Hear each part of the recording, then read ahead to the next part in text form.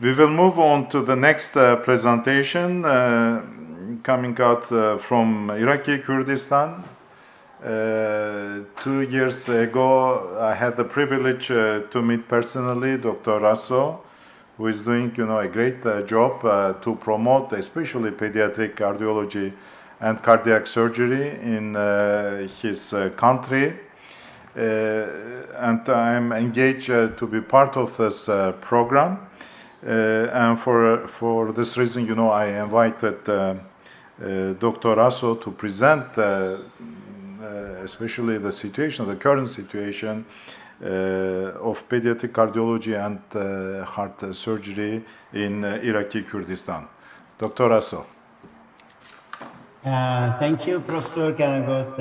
Really appreciate what you are doing. Actually, please, just before that, do you see my slide or not? The slides, yes. Now you share the screen. Oh, yes. Sorry. Make it clear. Stop. I'm sharing again. Okay. Oh, thank you. Really, I'm very happy to speak today to our colleague everywhere in the world. And actually, this is the opportunity to tell you what's going on here. So I will go through meanwhile like 20 minutes over what we had been done in Kurdistan of Iraq. And I start with the difficulties at the beginning. There was a lack of facility, every facilities that was before 20 years in Kurdistan of Iraq. Even there was no facility to diagnose any case. Even doing simple echocardiography, they were sending patients outside of Kurdistan. Sometimes they were sending to Baghdad, which were done by the adult cardiologists at that time. And there were very few pediatric cardiologists all over the country of Iraq, not just in Kurdistan. So, and there was no accurate data at that time, the real data about congenital heart disease in Kurdistan, and also even all Iraq as an whole. Just for clarification, Kurdistan regional government is part of Iraqi, the all Iraq, but it has its local regional government. Then we start with a solution. We started with a program of pediatric cardiology. And simply we start as usual with collecting data and to how to manage and to how to go with these patients. And in order to improve the diagnosis and management plan for them, we start working with different level concomitantly and separately as personal and group working levels. According to the latest available data by WHO in 2016, at least 1,150 Iraqi infants under the age of 1 die of congenital heart disease out of 1 million births each year. At the same time, in the United Kingdom, it was 220. So it's like 5 times higher. So the program starts at first by sending patients in 2003, 2005 to outside Kurdistan just to help them to be diagnosed. This was simple. Then we start as a small group of people here. And then with the help of Professor Elio Gardi from Italy and Professor Elio, and then the San Donato group with IMA organization, as well as 2 local organizations, Kurdistan Safe Children and Heavy organization. So through the project called Pilot Project. And this pilot project, we work on that project from 2005 to 2007 to prepare the project and then sending people to outside to train as a pediatric cardio, as a trained pediatric cardiologist, and then to start the work, the real work at the end of 2006, 2007. And meanwhile, the 700 patients treated through this project inside the country, also in other 6 hospitals in Italy. In parallel with this, there was an arrangement program to send pediatric cardiologists for fellowship in like 6 months for 12 months in Milan and other cities in Italy to be trained. And so eventually we had these programs running till 2012. But the problem start now, because at 2012, the problem start with ISIS, as you hear from maybe the news that the war in Iraq happened with the ISIS, and then every support ceased away. And through that project, which was very really very useful for the region, we treat more than 700 to 800 patients. Then, with all difficulties we had through 2013 and 2015, 16, we were running ourselves without any support, but we were doing basic management for those patients. And I had the opportunity through that time to have trained with Professor Mario Carminati in Milan, and then our team were built in other 3 cities. This is Erbil team and Suleymaniye team and Duhok team. So we made 3 teams throughout 3 cities in Kurdistan to promote, and we were moving from different cities to help and to train people over there. This was the group of cath lab people. And then the other part of the project was to send patients outside. And in 2007 and 6, we were doing this, and we are collecting patients, difficult patients, and we send them through private jets to Italy to treat them. And so many times we struggle with the flights, and so many times people with tetralogy follow, they were in the airport for 8 hours to just let them through the airlines to go away. And there was a lot of difficulties throughout all the way to the Italy and to be treated there. And actually, I had a privilege to have these kids all with their names here. And now they are big enough to speak and to have their activity. And actually, many of them, they are now in the preparatory school. Another opportunity and another help was from the American team. There was an organization headed by Professor Dr. Kirk Melhon, an organization called Foreign Heart and Soul Organization, and they start working parallelly with Italian from 2009 till now. Till last February, they came on 42 missions, and each mission is 5 to 7 days.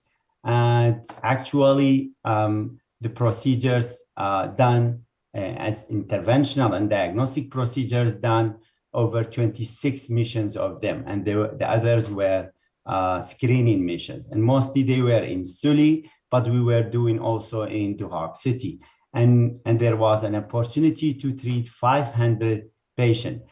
This is me and Allison from my clinic. Kim, she was our heroes treating. She is pediatric cardiac anesthesiologist, and she was letting our anesthesiologists to be trained, and actually they were amazing. Also, Dr. Mary Purge from Santa Rosa, Texas University, she was always a good teacher of mine, and all teachers in Duhok for other people's the cardiologists.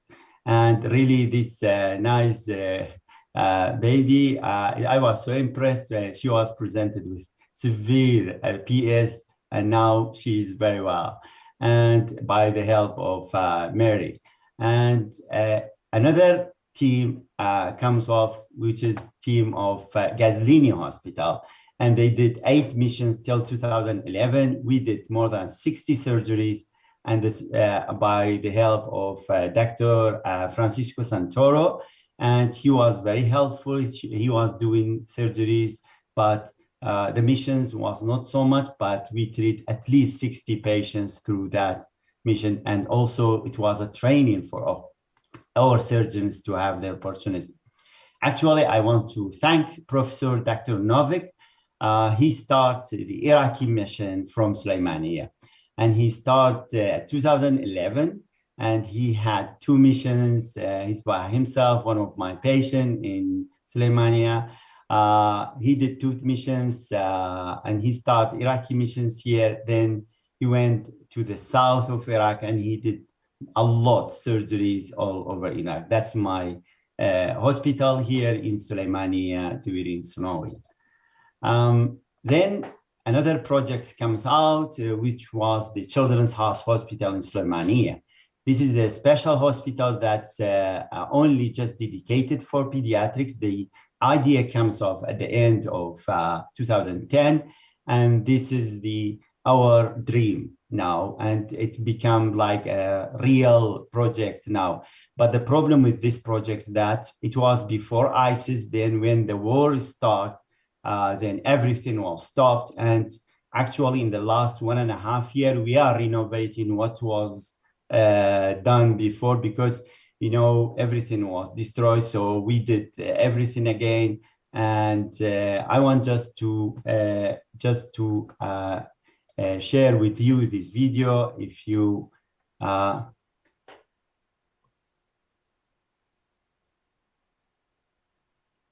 so this is my city and the facilities here.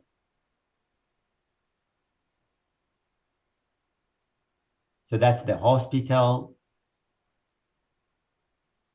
Only the outpatient is opening now, and we are working with different organizations, Kirk and Allison from Mayo, and other people's organizations like Love Them All and Kurdistan Safe Children, and other organizations, Foreign Household Organization, Chain of Hope, and every Samaritan. There are a lot of organizations helping with this, and actually we are going to have the dream to be done, and this opportunity will make our dream to happening. And we have all facilities. This is the cath lab, and this is the theater that's newly branded, with everything newly branded, and this is the cath lab. So we are working day by day, and we may end with the opening of that part happily and soon. This is the hospital that we are, it's running. At 2014, everything stopped. Then at 2019, we restart that building again. And now this is the state what we have it.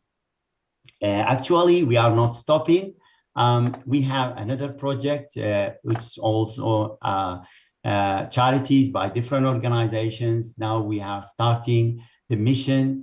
In the last 9 months, we did 68 cases, and now we start VSD, ASD closures. Actually, we were doing before PDN coarctation and ASDs, but VSD we start in the last year. And also that's by intervention. Then surgical missions, we start with Italian organization from Gaslini, also Tehran University Hospital, as well as we start inside team from Karbala, whom they were trained by Professor from the teams, Professor Novik.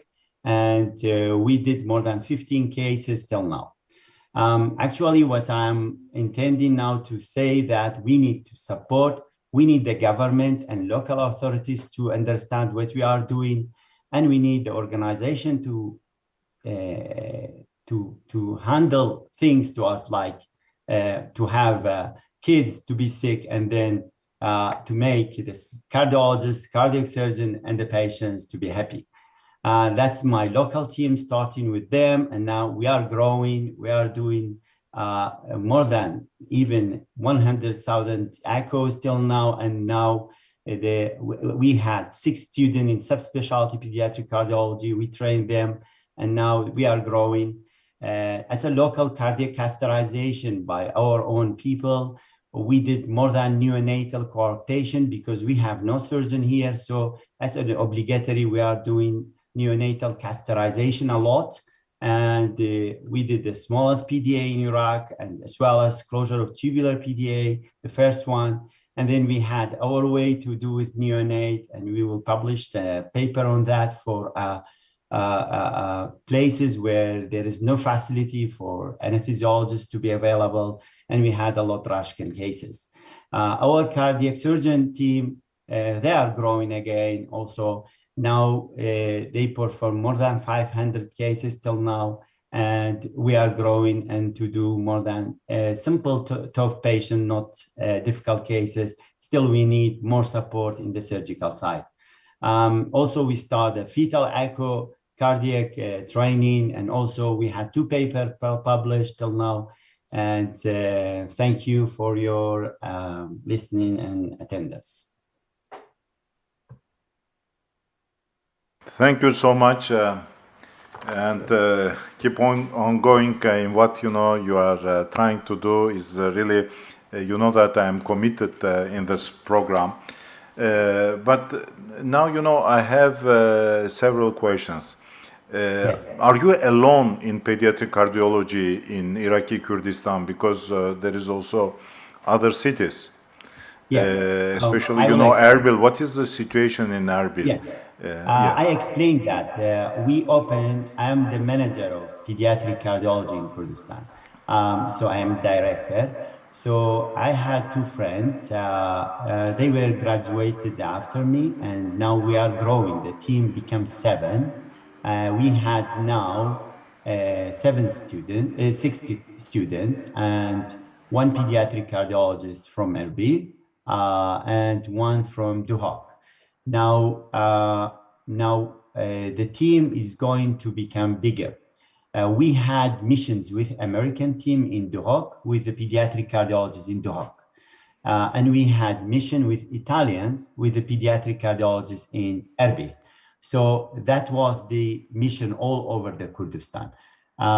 So most of the Italian missions were in Duhok. Among the 12 missions, they were 8 in Duhok, and 2 in Erbil and 2 in Suli. But most of the Americans, they were here, and then we did some in Duhok and some in Erbil. So the humanitarian, let's say, the humanitarian support was distributed all over the cities.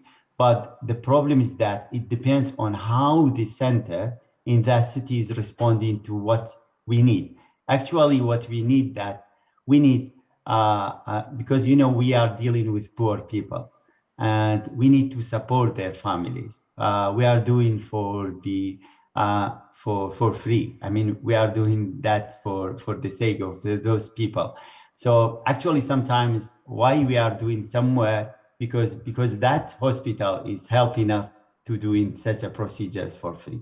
So that's make us to work some places more than the others. What is the population of Iraqi Kurdistan? Because I have the impression Iraqi Kurdistan needs only 1 center of pediatric cardiology and cardiac surgery in order to reinforce the sustainability of this center. Yes.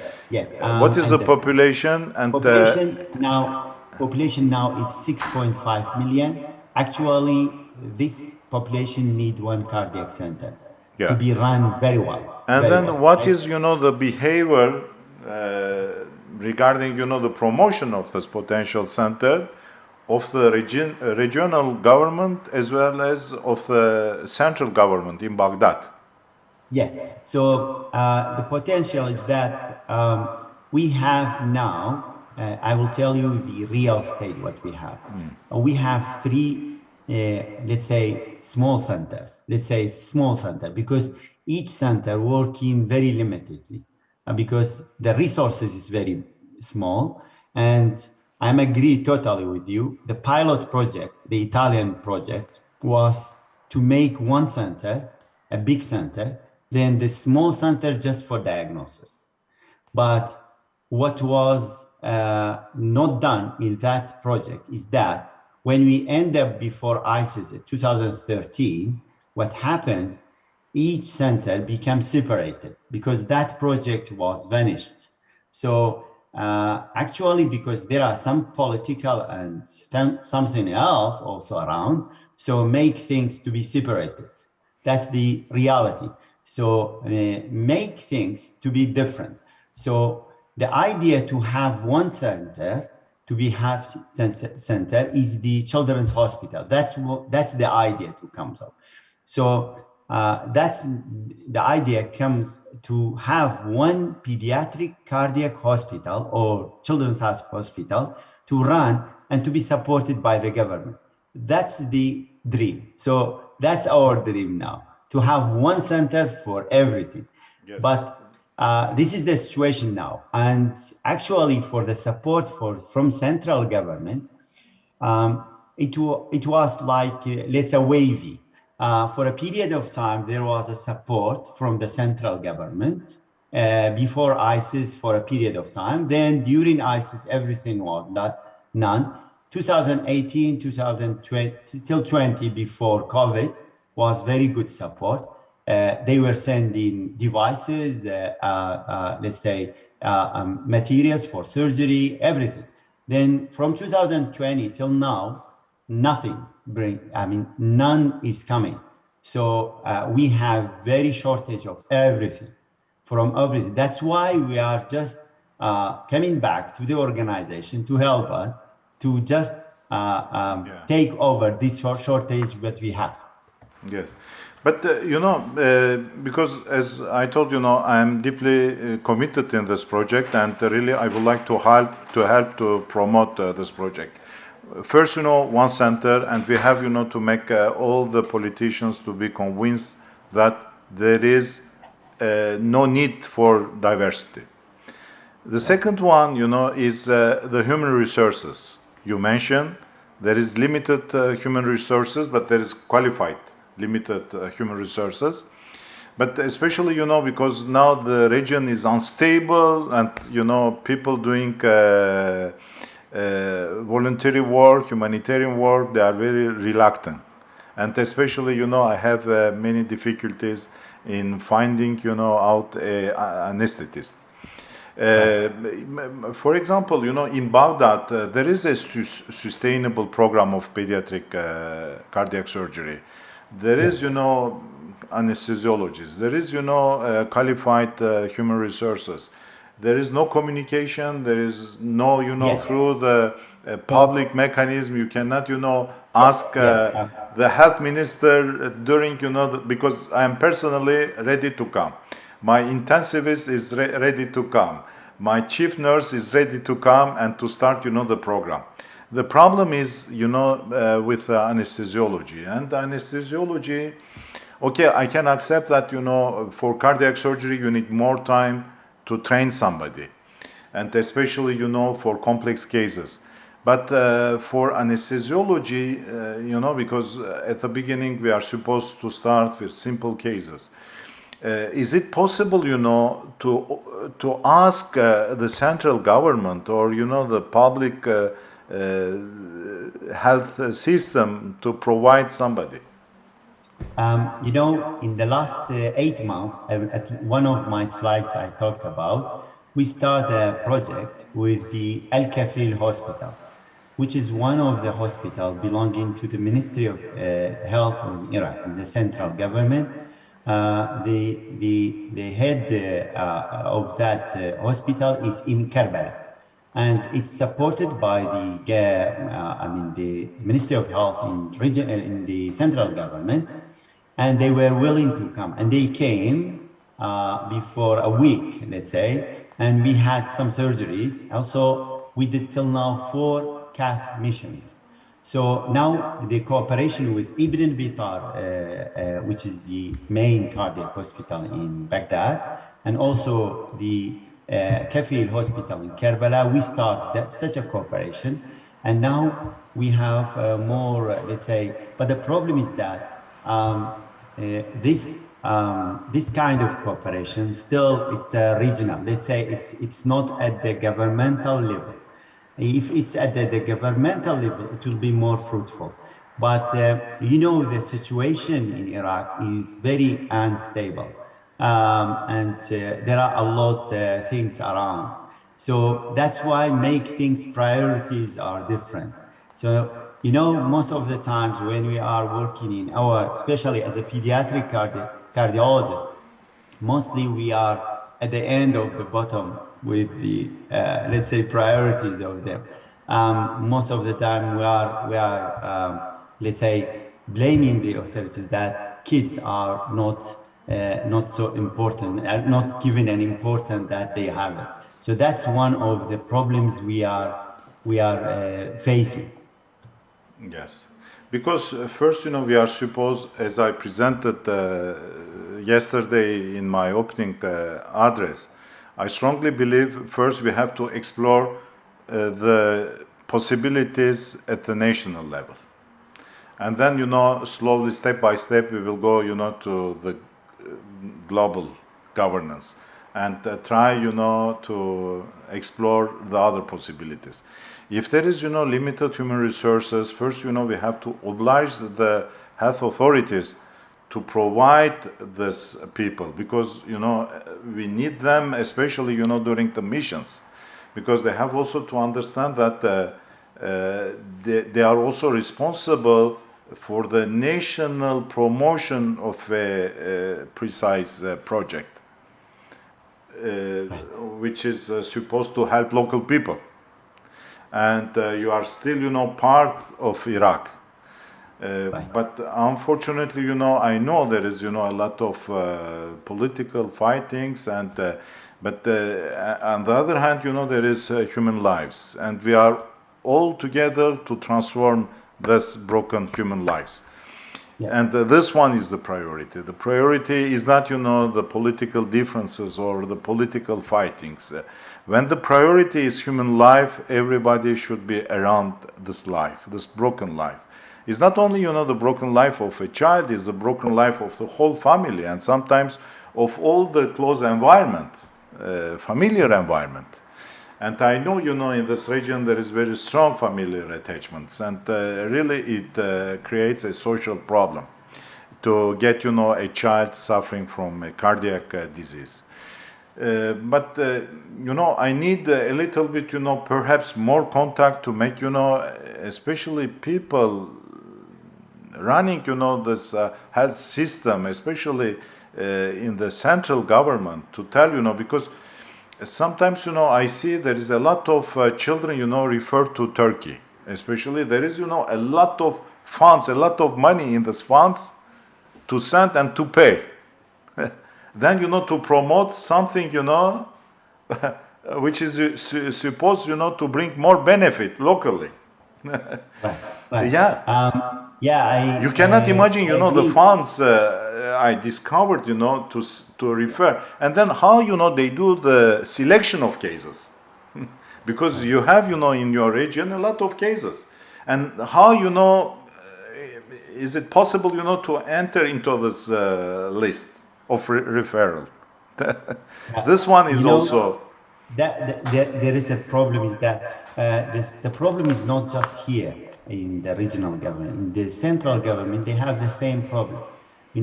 They have 2 centers in Baghdad and also 2 centers in Karbala, and so they have 4 main hospitals. Still, they are sending patients in Turkey and India also, and from the Ministry of Health in the central government. So we talk about this actually, but this is the issue that related to central government. But yes, we talk about it and we know this problem.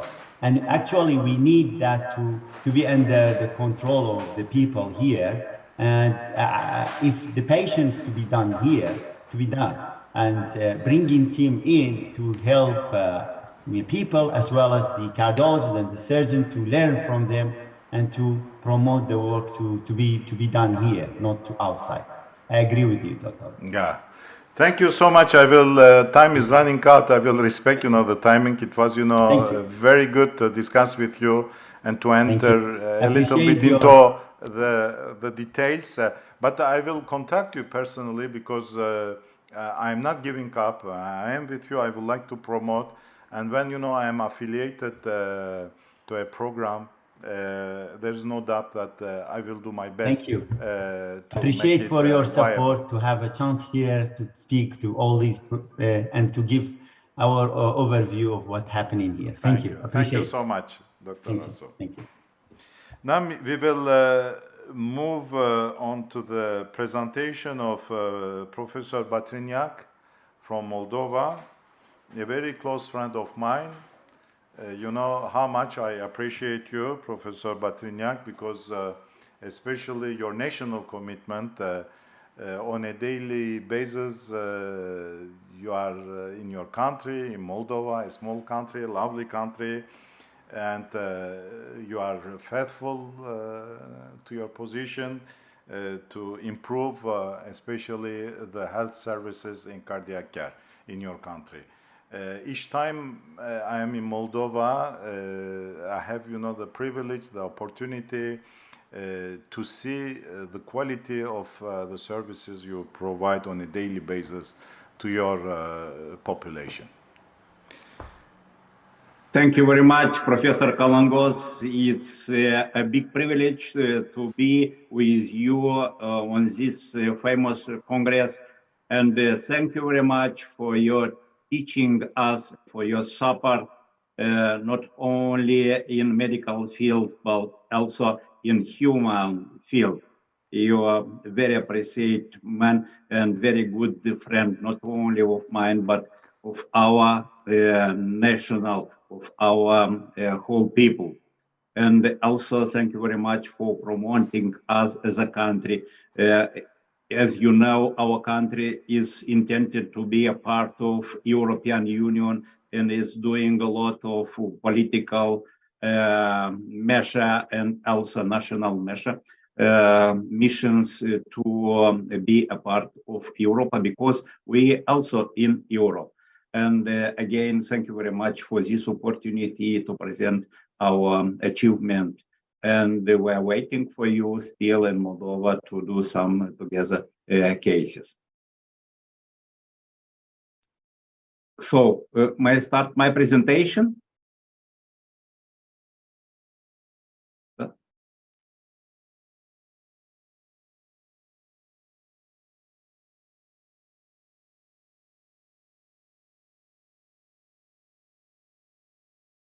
Okay.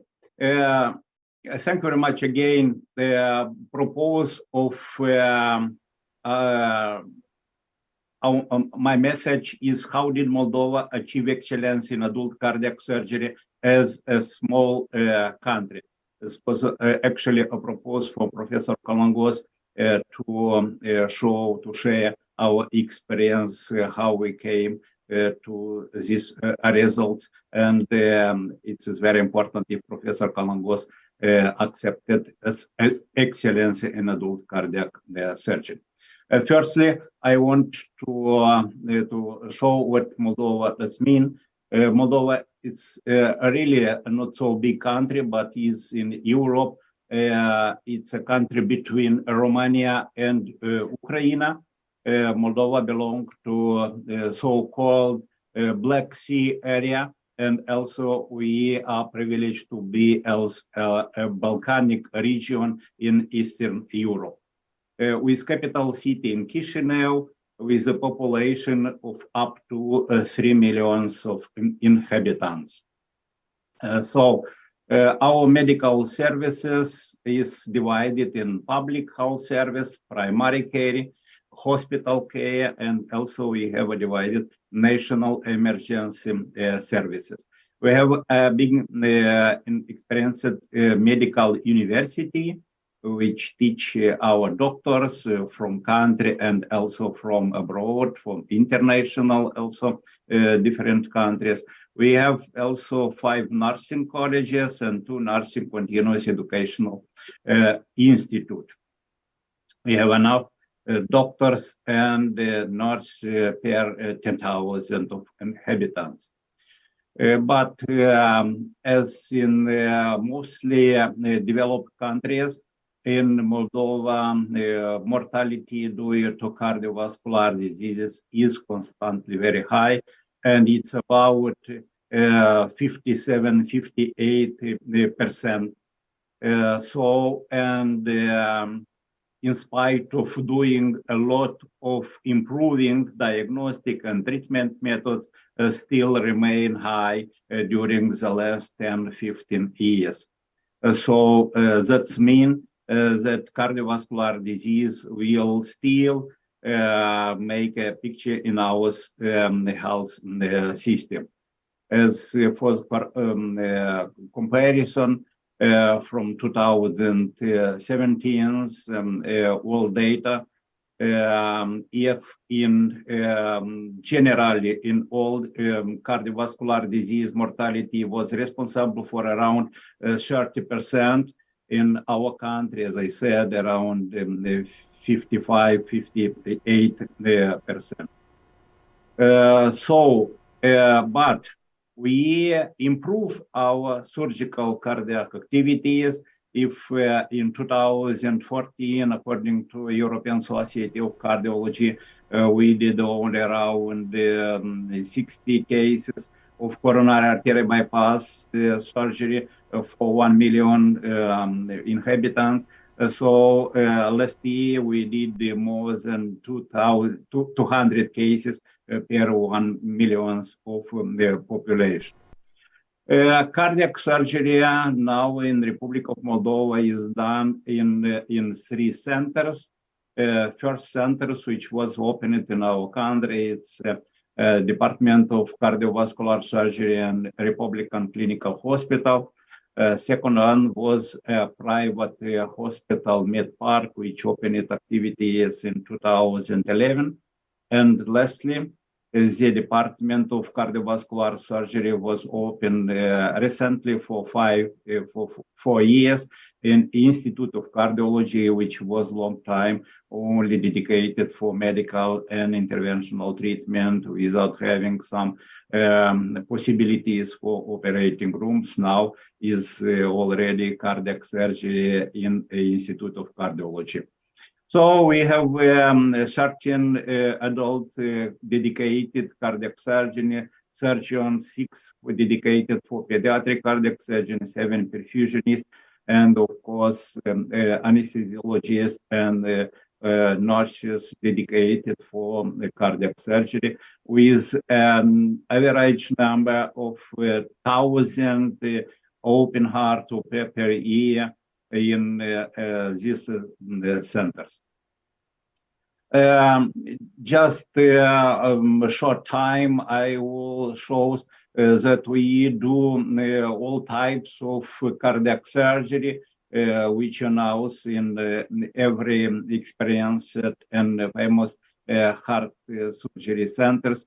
We do all types of coronary bypasses, even surgery for mechanical complication of acute myocardial infarction like VSD, rupture, or acute mitral insufficiency, or cardiac rupture. We still have a lot of left ventricular aneurysm. We do all types on valvulopathies, on congenital heart disease, operation on great vessels, all types of cardiac tumors, cardiac arrhythmias, pericardial disease. We have a big experience in cardiomyopathies and endocarditis. Only one aspects of cardiac surgery like heart transplantation and mechanical support is still not developed in country, but we do a lot of activities to start also these programs. We hope that in a short time this program will also be available in our country.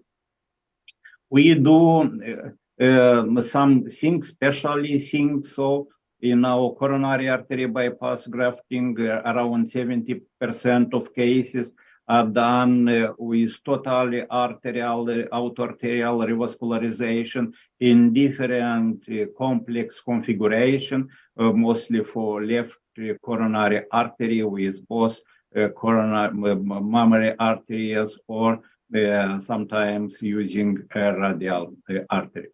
We still do have a lot of left ventricular aneurysm because not fully the country it's available at stenting or PTCA. It's primary treatment for acute myocardial infarction.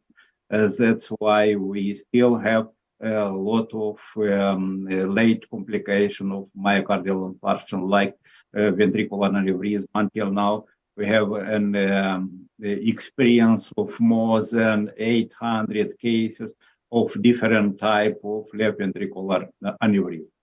We do all spectrum of aortic surgery, including patients with acute aortic dissection, with arch replacement and an experience of more than 250 cases of aortic valve reimplantation or some kind of aortic valve repair, even in cases of bicuspid aortic valve.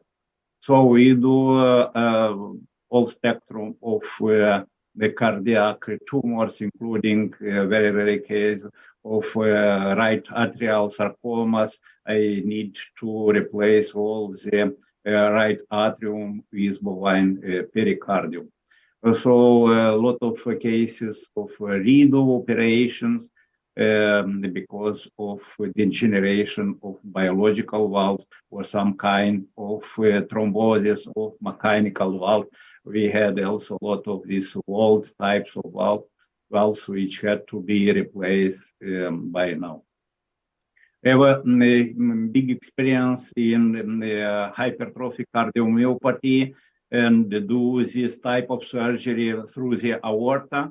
But we started so a long time doing hypertrophic cardiomyopathy through mitral valve, detaching anterior leaflet and removing of hypertrophic myocardium and putting a pericardial patch on anterior leaflet.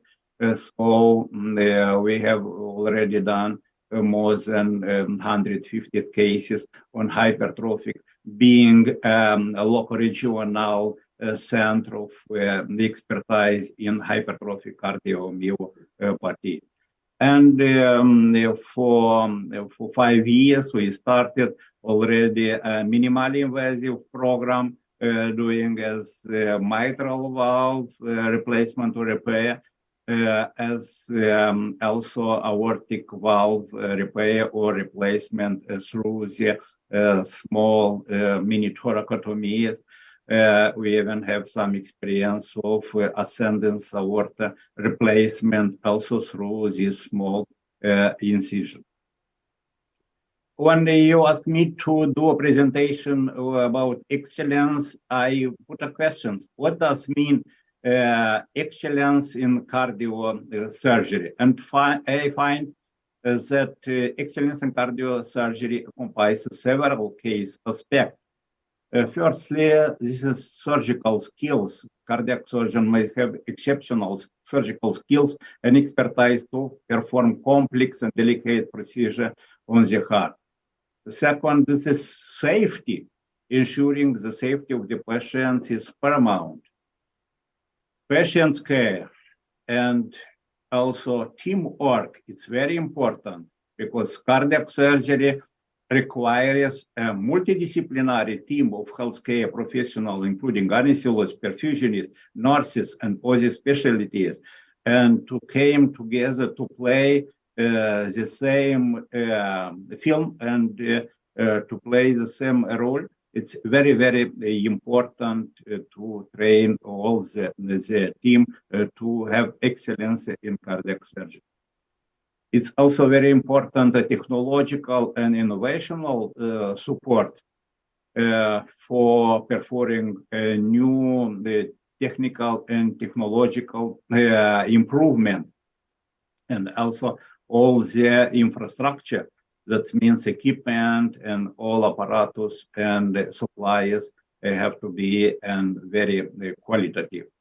Outcomes also, it's very important to count mortality and complication and to improve all these parameters of smallest the percentage as possible.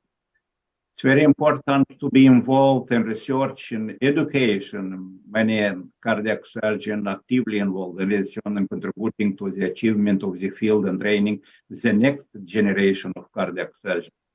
Also very important patient centered and continuous improvement. So how we did achieve this excellence, and how was our route to this achievement? Firstly, historical predisposition. We started not from field. We have our predecessors which started cardiac surgery also. So we have a very big governmental support, firstly implementing medical insurance shortly after becoming independence. Moldova was long time part of Soviet Union, and 32 years of independence was done a lot by governmental support, creating of infrastructure of doing cardiac surgery. But it was very, very important that we had a lot of international support in education and training of all our team, surgeon, anesthesiologists, perfusionists, nurses, and all what mean staff in cardiac surgery. But we also had the privilege to receive a lot of international teams which visited us and helped to train here locally team, and also we received a lot of equipment support, material, and also different supplies for the daily needs in cardiac surgery. Shortly of historical review, first mitral commissurotomy was done in 1961. Shortly after the first cases done in USA.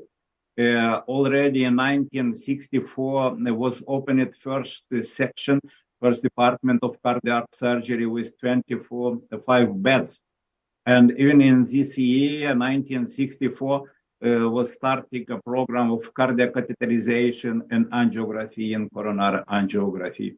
Shortly after the beginning of these programs in the world.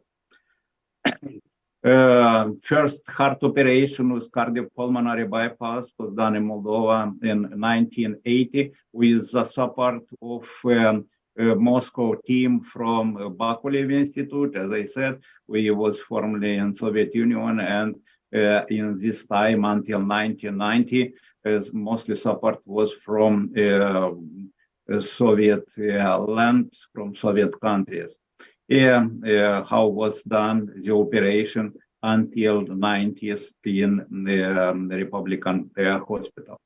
In 1988, first section of congenital heart disease, and even from 2002 to 2009, we had a dedicated center for cardiac surgery, and this year we improve a number of surgeries to 750 years, and here whole our team, which was involved in the cardiac surgical activities with already a very good results. In 2011, was opened at the cardiovascular department in a first private hospital in the Republic of Moldova, a very big hospital. And here all the team dedicated for cardiovascular medicine, which already activate in this hospital, experienced the people, the cardiologists, interventional cardiologists, and the cardiovascular surgeons. In 2014, by support of our government on international donation, in the Republican Hospital was built a new block for operation room and ICU with 20 operations room and 72 beds. Now 3 operating room dedicated for cardiac surgery. And lastly, in 2019, was opened a cardiovascular surgery department in the Institute of Cardiology, one operating theater, and now is under construction another operating room with 10 beds for intensive care units. International fellow was very important of achieving our excellence. Until 19, mostly of our surgeon was trained in Moscow, Kiev, and Kaunas.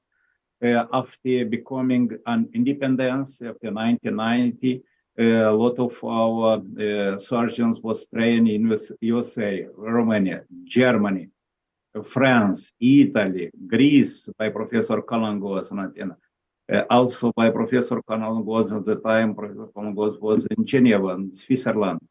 Also, very big help from Israel, Tel Aviv, Jerusalem, Poland, Turkey, Spain, Austria, and Croatia. All these country and university centers have trained our surgeon, anesthesiologist, intensivist, and fusionist, and all the nurse for the cardiac surgery. Very big support to USA from Germany. And this program started from Professor Hans Bors.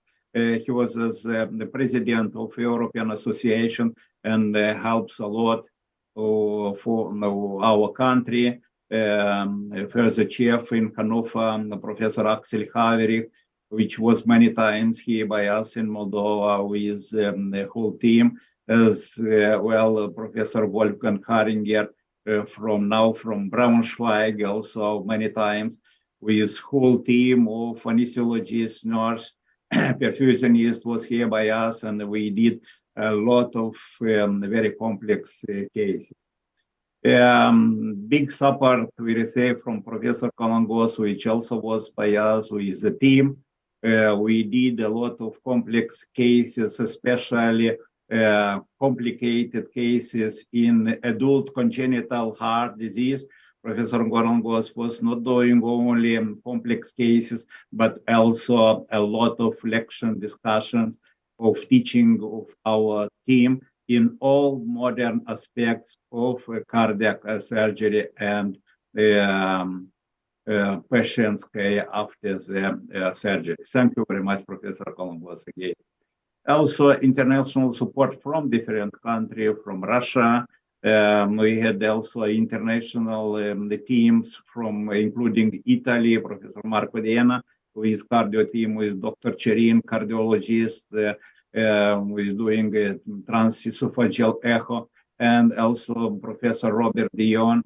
We did a lot of hypertrophic cardiomyopathy and mitral valve repair in our country with support of this international team. Also, Professor Menicanti and Professor Frigiola from Milan also helped us a lot.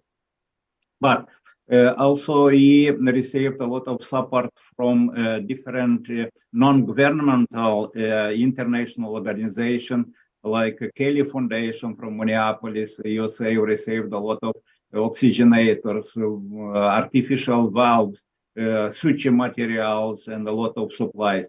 Also, a lot of supplies from medical school from Hannover and Germany. Also, a very big help from the non-governmental Germany organization, Hilfe für Osteuropa, which also bought for us valves, suture, oxygenators, and even medicine in the early 90s, which was a very difficult situation for our country. Big help from Kalangos Foundation, also with donation, with suppliers. So it's very expensive conduits for congenital disease and for adult aortic surgery with different valves. and the patches, which Professor Kalangos during his foundation helps to do a lot of surgery. From Wolfson Medical Center from Tel Aviv, Israel, and also big help from Bambini d'Italia organization from Bergamo through Giancarlo Crupi, and also Cardio Team Foundation from Novara, Milan, also has helped us a lot in playing of supplies. And so, generalized, I would say that Moldova has achieved excellence in adult cardiac surgery despite being a small country through a combination of several factors. Firstly, Moldova has a high concentration of skilled and experienced cardiac surgeons who have received world-class training and education. Many of the surgeons have worked and trained in leading hospitals in Europe and United States and have brought back his experience to Moldova.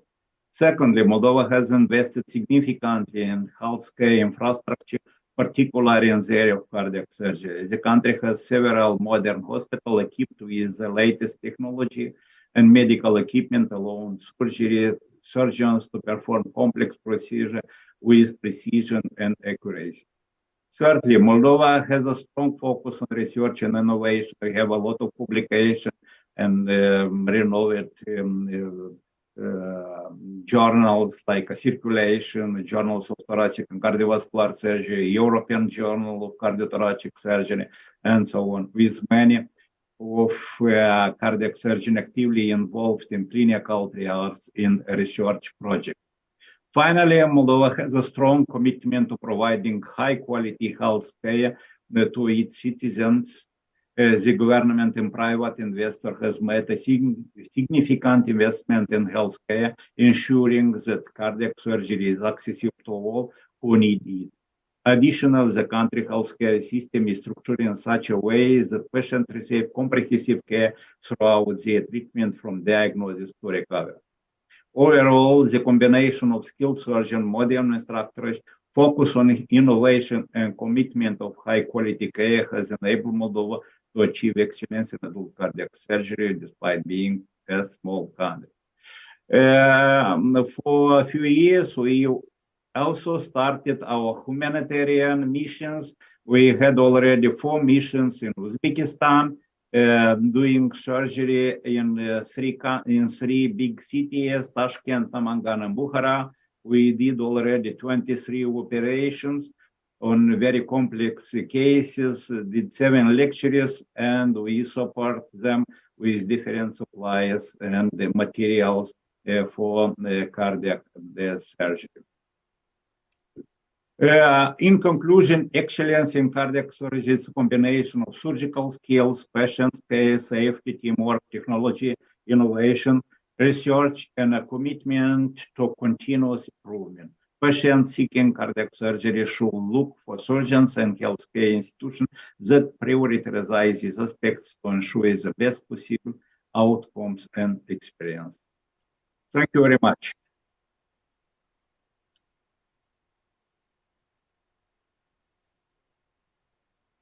An excellent presentation, especially, you know, you are a model for the other small countries all around the world, how to improve, how to implement a sustainable program of cardiac surgery in their countries. A quick question. I know that you have a big financial support coming from the public sector. Now, if I understand, everybody can get access to cardiac surgery. You have a national social coverage. Even, you know, Yes. the private hospital is part of this global health system, especially for emergencies. Yes, of course, we receive all the patients with emergency, with acute myocardial infarction, all patients with aortic dissection, and so kind of cardiovascular emergencies also we can receive.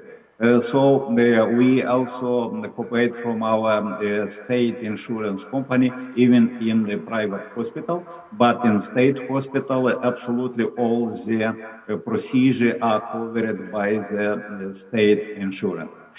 Of course, we have some problems because all the cardiac surgery centers are located only in capital city, Chisinau. Moldova is not so big country, but nevertheless, around 250 kilometers from the north or south have to move to Chisinau. Now our government is planning to build a new hospital in the so-called north part of Moldova, in the second biggest city in Moldova belt.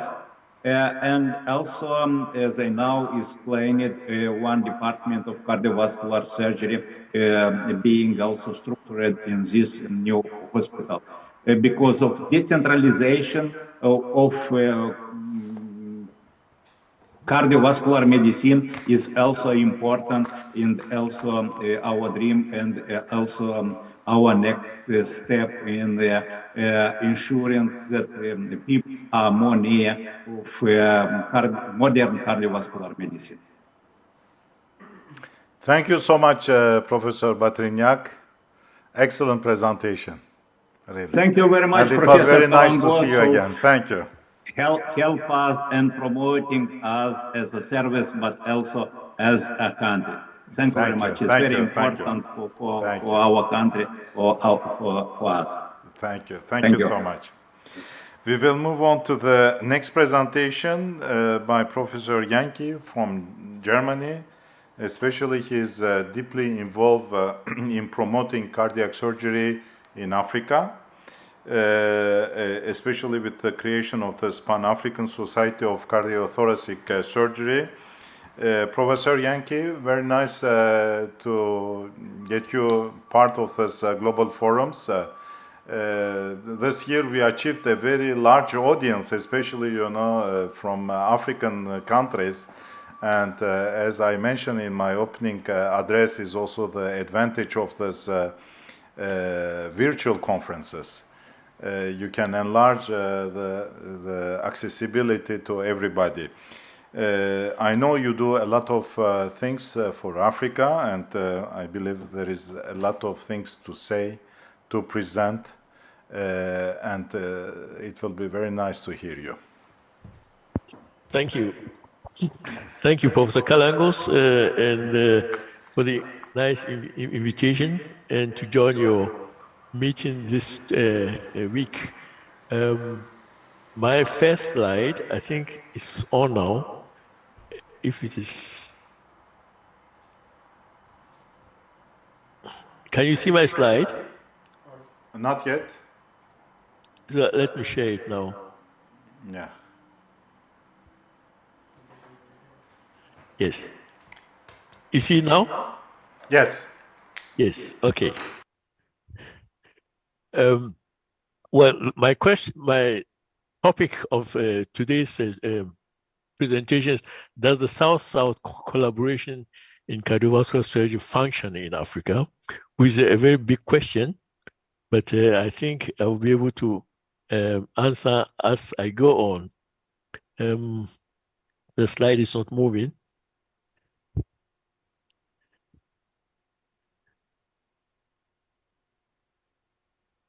It's not moving. Is it okay? Is it moving now? You see it now? Slides. Yes. Well, let's start with the history of cardiac surgery in Africa. As you can see in the presentation, 1953, Algeria did the first closed mitral valvotomy, followed by Cape Town, 1958, from Christian Barnard. And there are a series of pioneer surgeons which actually has been doing cardiac surgery, but not all that sustainable, with the exception of South Africa and North Africa. And these are the challenges that I'm going to address, especially those cardiac programs in sub-Saharan Africa. Well, the capital flight for internal healthcare investment has been a very big challenge because many patients, at least those wealthy patients, go across the continent to Europe and to Asia and India for surgery because of lack of facilities and also expertise in treating patients with cardiac programs. India even alone treats about 95% of Nigerian patients. And Nigeria spends even estimated about 1.6 billion a year in sending patients to Europe, India, and US to receive health care, which is a very economic problem. And we are facing with congenital heart failure in Africa due to lack of pediatric care as well as also pediatric cardiology care. You see that many children, even with congenital heart disease, will grow up during the childhoods untreated into the adult age, so that we have in Africa a lot of adults with congenital heart disease, which counts about 12% of the patients with population of cardiac disease, and about 70% of these patients in the adulthood are threatened to heart failure and death.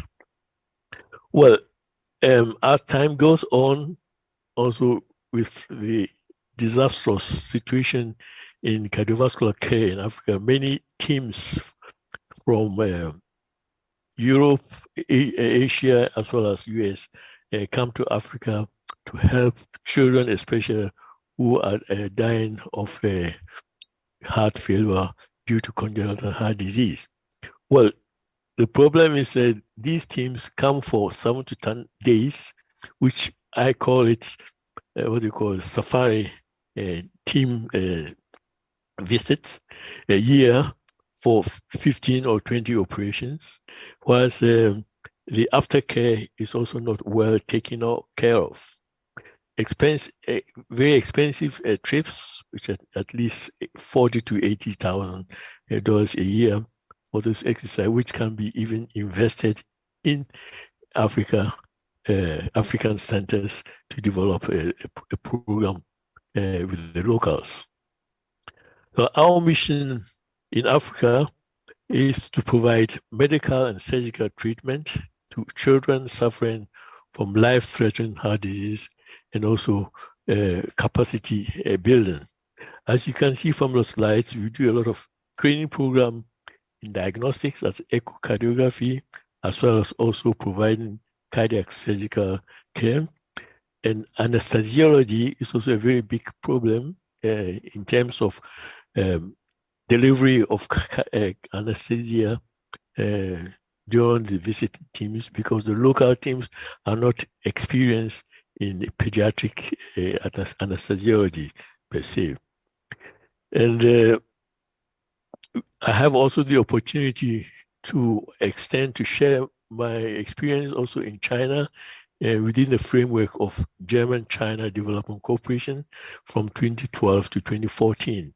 And it's a very important experience there, where I can even also learn how the Chinese cardiovascular system works, which more or less has been developed properly and well organized. And this lesson, which I'm also using in Africa to develop cardiovascular services on this continent. Disparities in cardiac surgery in Africa is a big issue because of the limited capacity, socio-economic challenges, financial constraint, poor supply chain, lack of health insurance, limited access to care, as well as also expensive services. And these are the challenges that actually overshadow or more or less also threatens the development and also the sustainability of a program which is being started in Africa. You can see the GDP and health expenditure more or less also as a sort of prediction of how a cardiac program can actually be developed in Africa. Because without economic support and also governmental support, cardiac surgical programs will be very, very difficult without external support. You can see, for example, Kenya with our 53 million population with a GDP of over 2,000, only health expenditure per capita is only $83. See? And the same applies to Cameroon, 54, Eritrea, 28, Ghana, $78 per capita. Namibia is better off, as well as also South Africa. But these are the limitations in running a cardiac program also in Africa. And if it comes also to the open heart surgery costs in sub-Saharan Africa, for example, closure of PDA, it costs about 1,500 to 3,500, which is very, very expensive. If you take about 200 to 250 dollars as an average salary in Africa, who can afford this high cost? Congenital valve repairs over $6,000, follow repair over 9,000, prosthetic valve replacement 7,000, even interventional cardiology procedures between 3,500 and 5,000. The capacity is also the issue. As you can see from this slide, we have many cardiac centers. Our last research that we did in 2012, there were only 22 cardiac centers in sub-Saharan Africa, except the South Africa. But now it is developed. But what you can see from this slide is the colors. The green is centers with indigenous leadership doing a program, whilst the red is the area centers which are being supported by charity missions. And there are more than any other centers in Africa, and they need this support in order to develop their programs. And it has been going on for many years, over 50 years. And you can see that still we have some problems regarding capacity. If you take even the open heart operations per million, you can see that very, very low performance in the cardiac surgical procedures. Africa alone does only 12 open heart surgery per million, which you take the whole Africa for 1.4 billion, and only 12 open heart surgery per million. Sub-Sahara, with a 1.1 billion population, has only about 4 open heart surgery per million.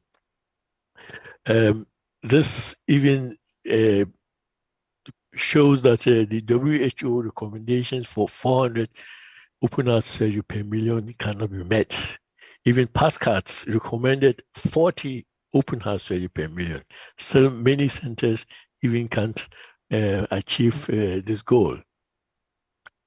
The million people per cardiac surgeon in sub-Saharan Africa, we have a 1 surgeon to 14 million population. That is when you have the visiting teams also included. But without visiting teams, only about 25 million population are being served by only 1 cardiac surgeon.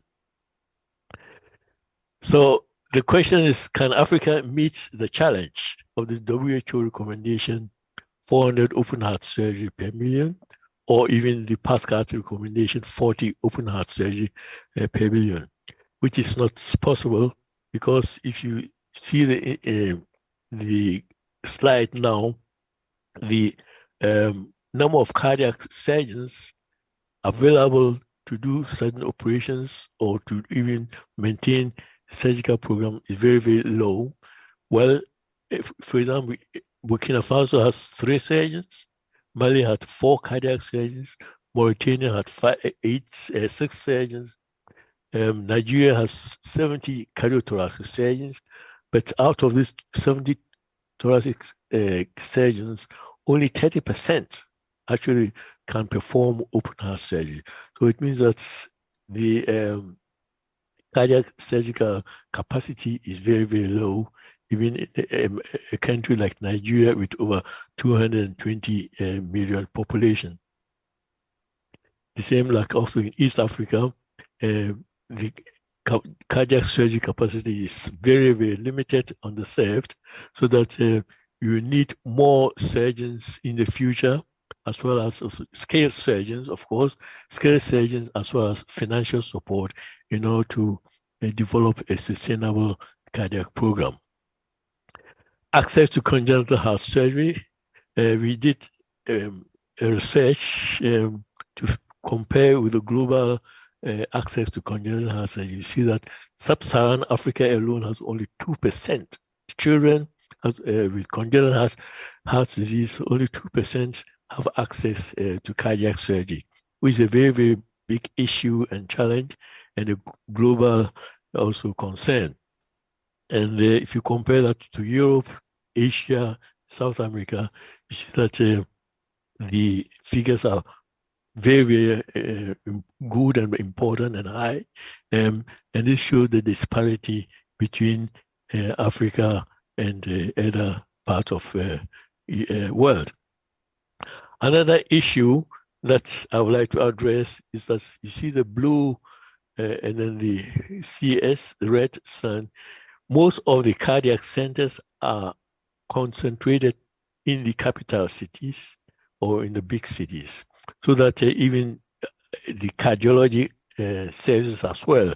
So there's even within the regions or the countries, there's also disparity in cardiovascular services, so that if somebody from the north has cardiac problems, he has to travel for many hours to come to south for treatment.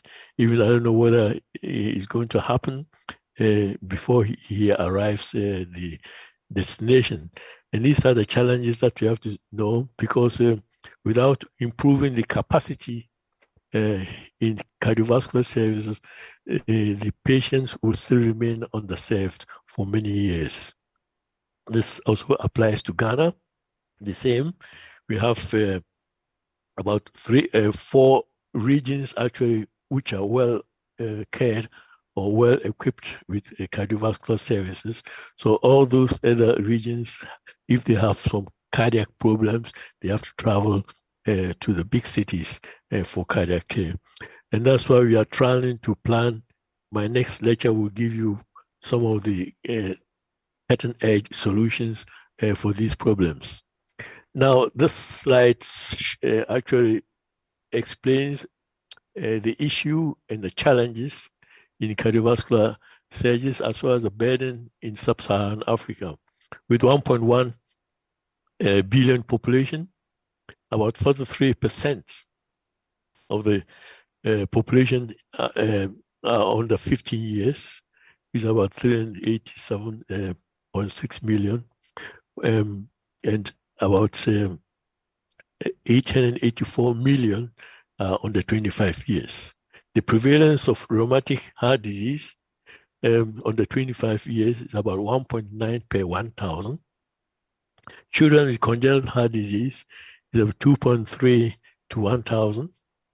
And babies born with congenital disease die before the first day. About 48% of babies with congenital heart disease die before first birthday.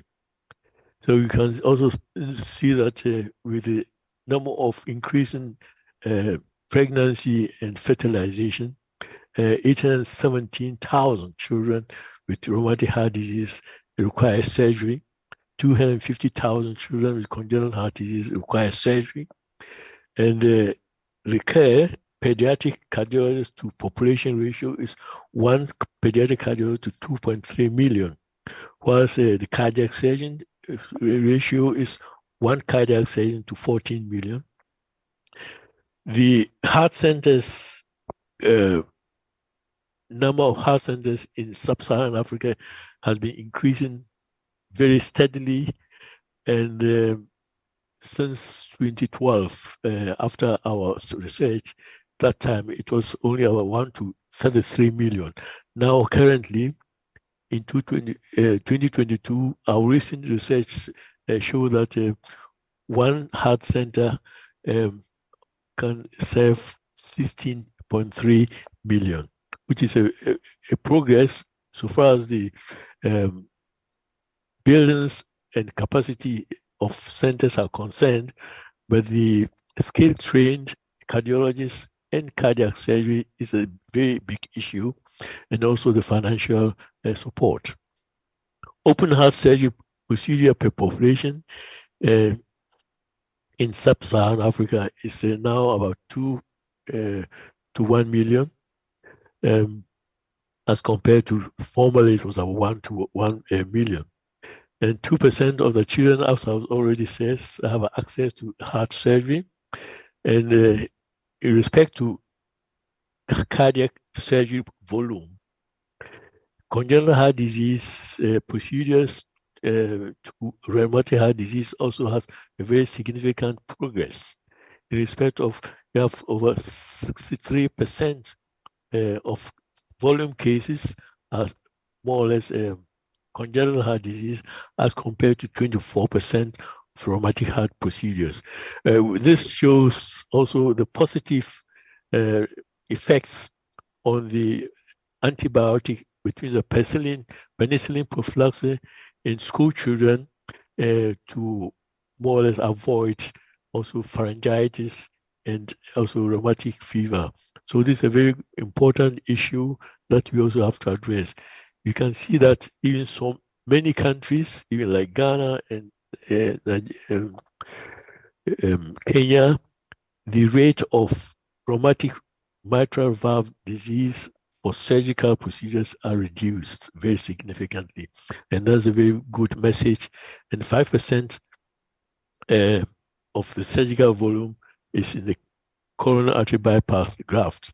This is also a program which has to be also be dealt seriously, because with the increase in the middle and upper class system in Africa, many people are going to develop ischemic heart disease. So that a coronary artery bypass surgery is going to be also a challenge in the future if you don't start training the young people on how to do coronary bypass surgery.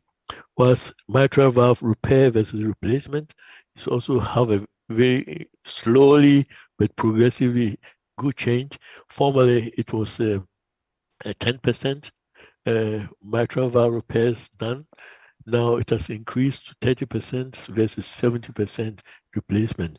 And these are the important information that we have to observe and see how one can develop a cardiac program successfully and impactfully in Africa.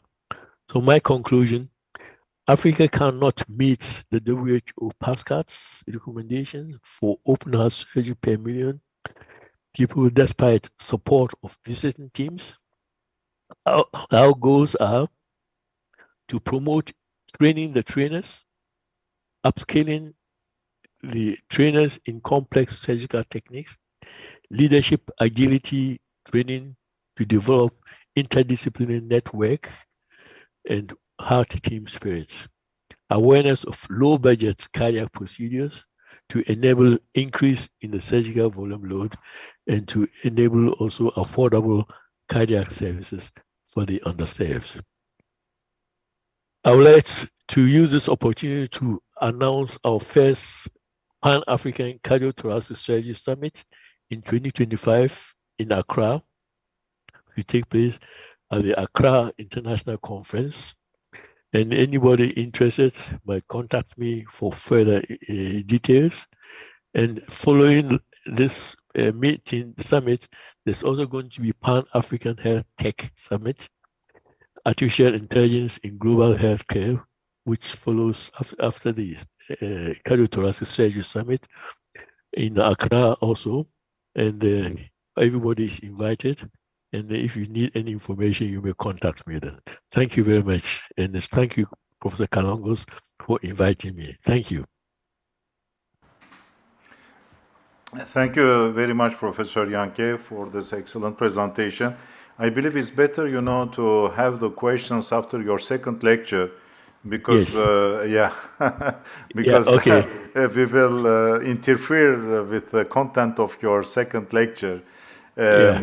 And for that reason, I will move on to the next presentation. And your Right. second lecture is the last one, and we will have enough time to discuss, because then it's an Right. important issue how to set up sustainable, affordable centers in Africa. Thank you, and see you soon. Right. Thank you. Now I have the privilege to introduce Dr. Sean Sethi from United States. I had the privilege to collaborate with him, especially, in Fiji Islands, in the context of a conference. He's deeply involved in different humanitarian projects, especially again in the context of Sri Satya centers all around the world. And for this reason, I kindly ask him to present all these global projects. And really, I am also very proud to be part of this global project, because as I mentioned in my opening address, first, we try with national solutions to alleviate the problem at the national level, but we need to go to a global governance and see the problem of congenital heart diseases in a different angle. Dr. Sethi, it's a pleasure to hear you. Thanks so much, Professor Kalangos, and for the organizing committee for inviting me. It's such a great conference to have. I appreciate being a part of it. I wanted to give a global overview of the Sri Satya Sai Sanjeevani system, a little bit about the background, a little bit about what it does, how it fits into the holistic model here. And then also I want to spend the second half just talking about maybe a different topic, how it fits into the societal goals. So we could bring the...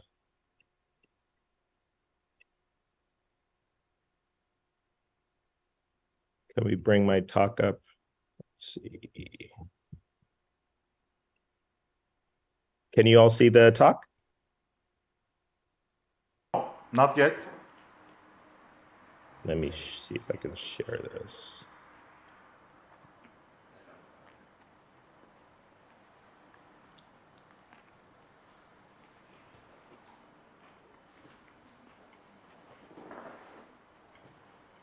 Up now? Yes. Okay, good. So I'm a pediatric heart surgeon in Los Angeles, California. I'm also on the board of advisors for the Sri Satya Sai Sanjeevani medical system, and also on the board of a nonprofit, the Divine Will Foundation. So I wanted to go over the holistic view of the programs, of which Sanjeevani is just one part of. It's really a global mission across 33 countries. Started in 2011 with initiatives in nutrition, education, and healthcare, which have served millions of people across the world. There's actually 28 free educational campuses. There's a university in South India, 3 international institutions for education in Nigeria, Laos, and Australia. Educates almost 5,000 children with an emphasis on building character. Just recently, earlier this year, the first free medical school was inaugurated, and we'll talk a little bit about that. And that's associated with a 360-bed teaching hospital, which sees about 1,200 patients daily. Going on with that, there's 10 specialty hospitals in India, 5 of which are sole pediatric cardiac centers that are staffed 365 days a year. Each of the cardiac centers has about 3 cardiac surgeons associated with it, and a complete team to be able to do catheterizations and also surgeries. Associated with that, just over the last few years, have been 5 mother and child hospitals.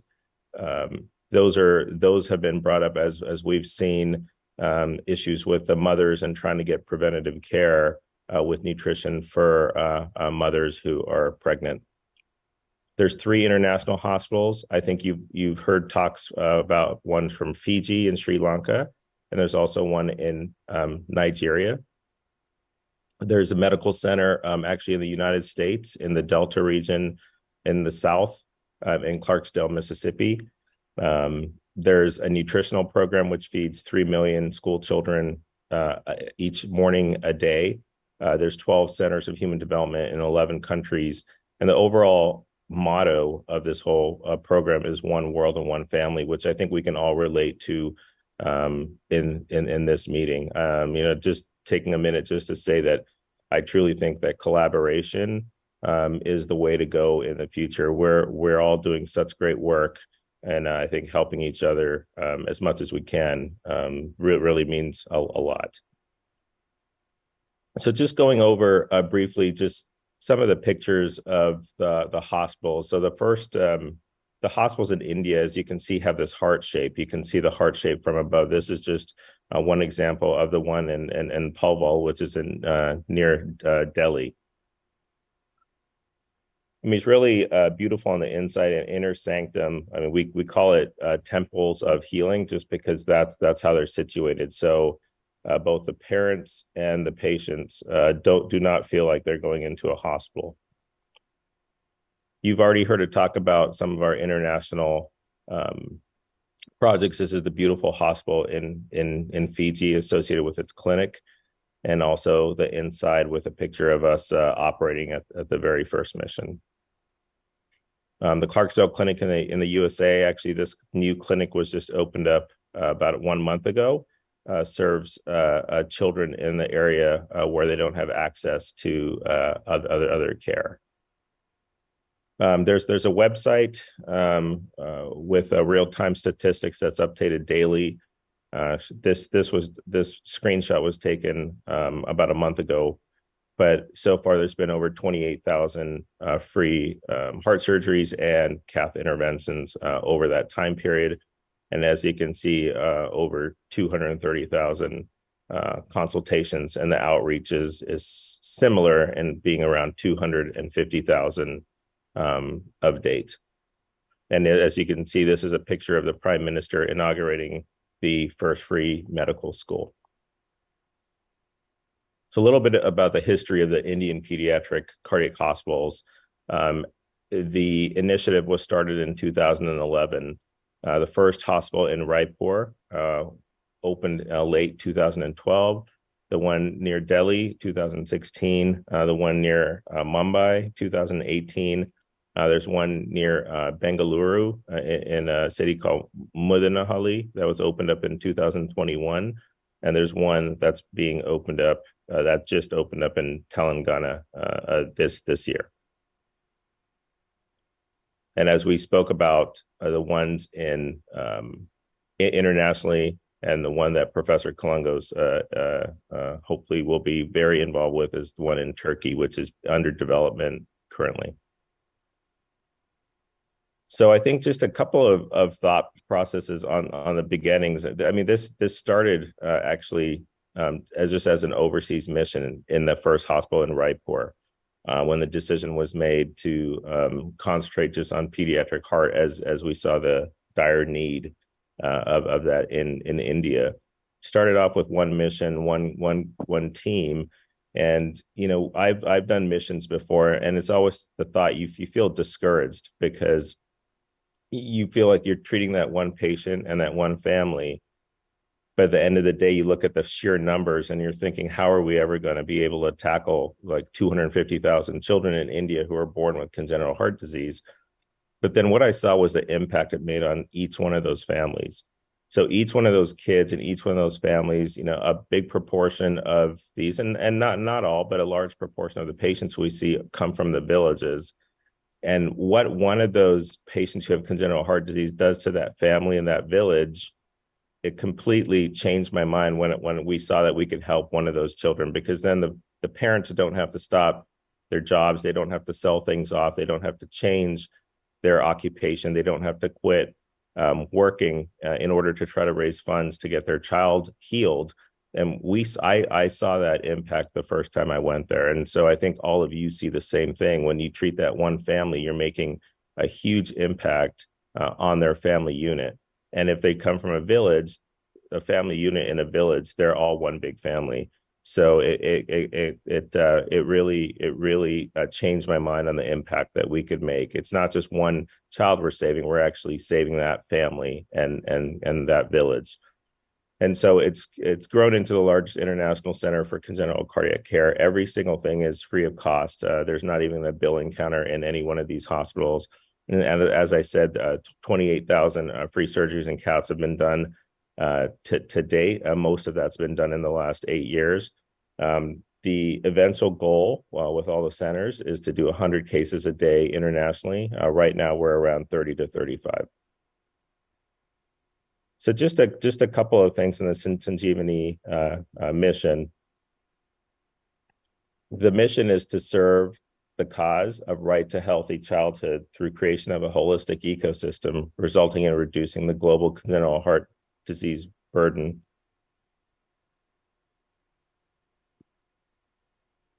And as you can see, the vision is, and I'm just going to briefly go through these, is just to decrease the national burden of children's ill health. That's totally free cost across several countries. And it's also to develop skilled and compassionate medical, nursing, and allied health care to address the burden of congenital heart disease. And I'll go over that in just 1 minute. And to advocate for, as all of you do, we think every child has a right to a healthy childhood. So going back to statistics in India, which I'm sure has been covered already in one of the talks, so I'll be brief. Approximately 240,000 children are born yearly in India with congenital heart disease. Approximately 50,000 get some sort of care. The remainder cannot afford and are left out. So Sanjeevani was aiming to fill some of that gap. This is data that we actually presented at the World Congress recently here in Washington, D.C. this last summer that went till April of this year, just on the stat levels, the complexity levels, and the mortality. And unfortunately, we could not get stat level mortality from one of the centers, so we couldn't do it per stat level. But overall, as you can see, the incidence of mortality is more than acceptable in a patient population that I think is a little bit different. I mean, the tetralogy of Fallot's, as you know, are very late, come in very cyanotic, stiff myocardiums, and the team has figured out a way to do so many of these patients with excellent results. So the other aims at Sanjeevani, there's a research hub in Palwal, the one near Delhi. There's a research scientific group there. There's an international advisory group of eminent scholars across the globe. And they're really focusing on the genetics of congenital heart disease and the effect of the environment on the mother causing congenital heart disease. And that's where the nutritional programs have come into play, treating these mothers who are severely malnourished. Thousands of blood tissue samples have been collected for study that are frozen right now, waiting to be analyzed in the future. I touched on the Divine Mother and Child Health programs. It really gives access to prenatal care, which, as you can imagine, some of these mothers do not have access to. There's a nutritional supplement called SciSure that's been given to mothers to hasten the development of congenital disorders and to help mitigate anemia, which is very rampant in all of India, the Indian villages. There's obstetric care for deliveries, and we tie that into a prenatal and fetal diagnosis, which we hope to expand more in the future. And once again, we see this all as a part of a right to a healthy childhood. Teaching, the center in Mumbai is set up to be a training center.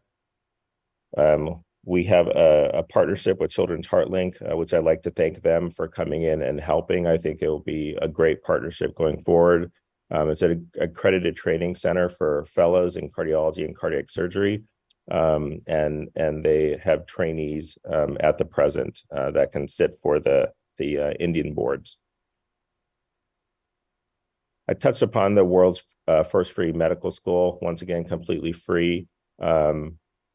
These students who come in after graduation must spend time in an underserved area for a set number of years, which is set at 5 years right now, to help mitigate the issues in rural India, which is underserved with medical care.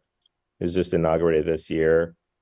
And a part of this also will be the doctors and support staff that go through this and that are trained will help staff the multiple international free hospitals, just not in India, but elsewhere also if needed. And students can also be brought in from outside of India. This is just a few pictures just to see what the medical school looks like. It's truly a work of art. It's been completely commissioned in India by all of their organizations to be a medical school, and they actually got this all done within months, which is unheard of.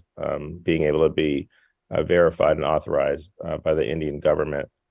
You can see it just a picture of the medical school as it's slowly coming up. And really what was once a dream has come to fruition. You can see 2 of the buildings with 1 more coming up.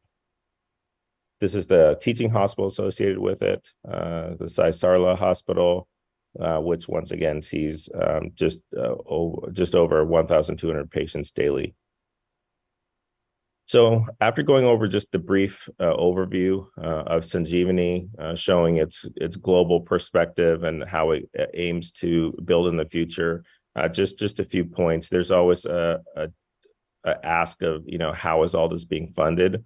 Well, it started off being funded just with philanthropy. And then that's now spread to having a lot of NGOs being involved with it, and also government organizations locally being involved with it that are sponsoring certain number of cases per year. So it's turned into multimodal funding that really keeps these going.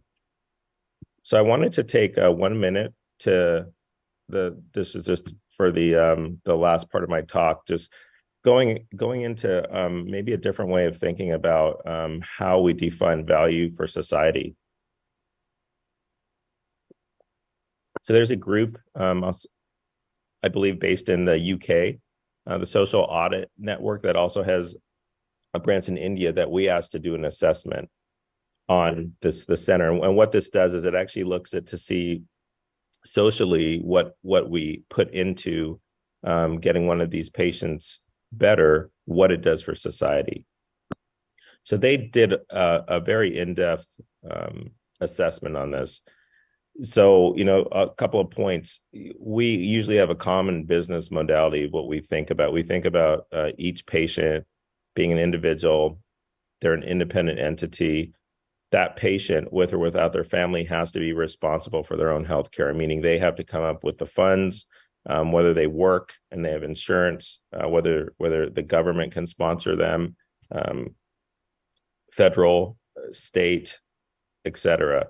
Or the majority of our patients are going to be self-pay. So can we as a society look upon the cost and benefit in this way? Can we look at it as each patient having to pay for what they need, or do we put this back on society and see how that influences things? So that's why we wanted to kind of look at this from a societal perspective. What does society get back with one healthy member? And honestly, this actually, every single person on this talk can come away with the exact same assessment, because you all are doing the same thing. So it's a different way of looking at the cost and benefit.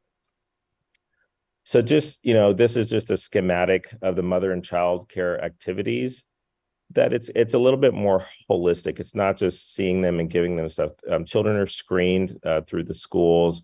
There's awareness provision in mothers. There's screening of mothers during pregnancy, because as we all all know, we're never going to be able to keep up with these sheer numbers. So we think prevention is going to be a huge goal, and giving those mothers prenatal screening and nutrition is such a huge part of that, to try to decrease the levels of global congenital heart disease in these underserved areas. And as you can see, there's a capacity building for healthcare workers. There's a well baby clinic, and just using, we have screening technology. We use a device called the HD Step. That's a stethoscope that can screen for murmurs out in the villages.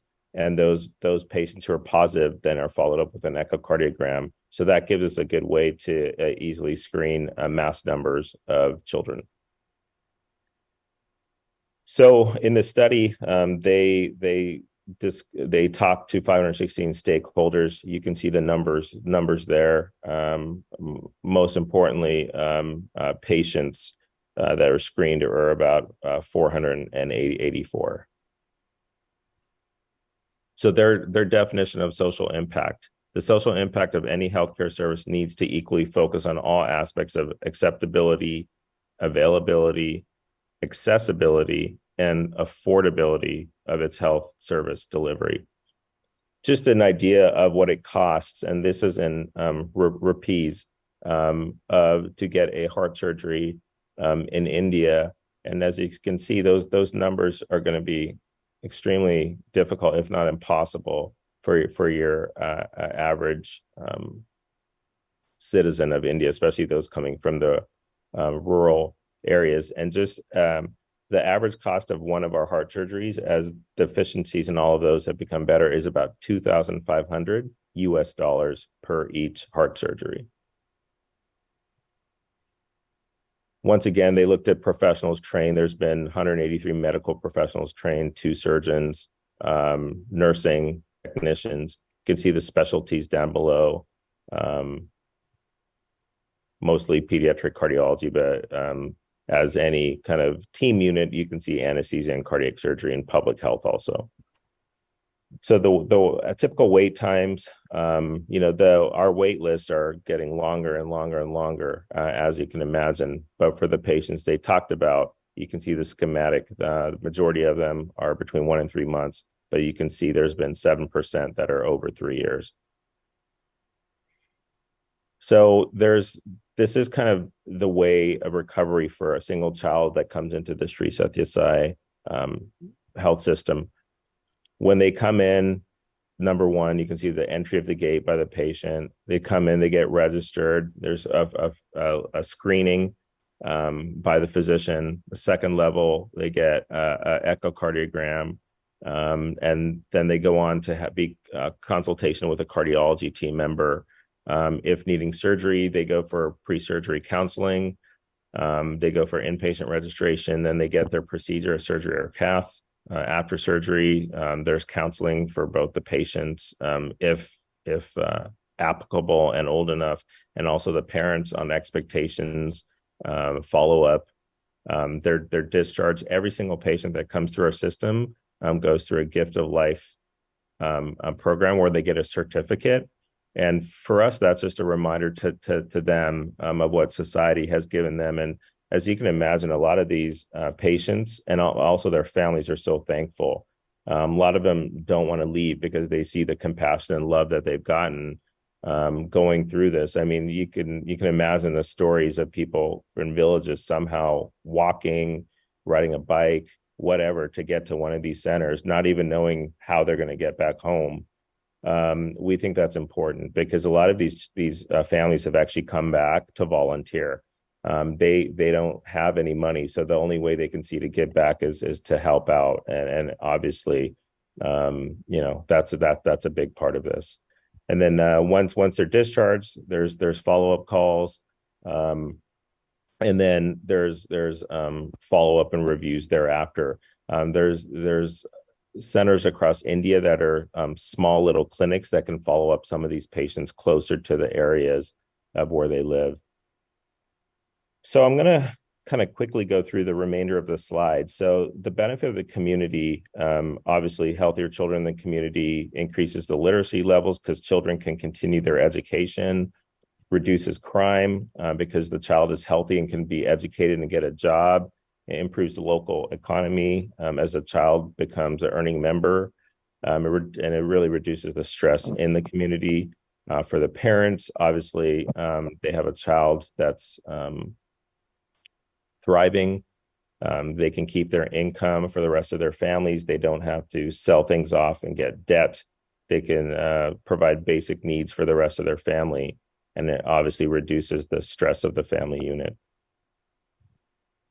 For the child, you can imagine, we've already touched on some of these things, but in order to have a healthy life and be an active member of society and not what they would consider a burden. So just a couple of things, there's a huge questionnaire that goes with this, just, the moral and spiritual impact, as you can see at the beginning, at the bottom, a little bit lower. And then once they leave, they're really very thankful for having this. And it improves their moral and spiritual impact, which, as you can see, is 99% on all of these questions at the end. And then here is just kind of talks about prospects of the thought process of the how this has impacted the family unit, and that too increases over time. And then the financial impact on the parents is obviously not having to pay. And it's actually very sad to listen to these stories of what they sell. There's in India, in the villages, a big part of their wealth is whatever jewels they have. How many families have to sell that? How many families have to sell their property? How many families try to see if they can borrow money? And there's a set proportion of our patients that actually come in through other hospitals, so they've already spent a little bit of money getting there. And I think they're really flabbergasted when they come in one of these centers and they don't have to pay 1 cent or 1 rupee in order to get healthcare.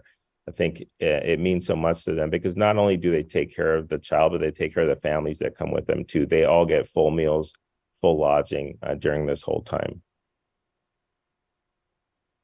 The children pre-procedure and post-procedure were examined, and obviously they improved in every single one of those performance standards. Physical health, same thing. Your happiness level, their confidence, interest to pursue their hobbies, sensitivity to other children who may have this affliction, all increases over time too. Physical health, same way. I think probably the one key thing I see in this is I look at the general health and the energy levels, which are sky high after having their procedure done.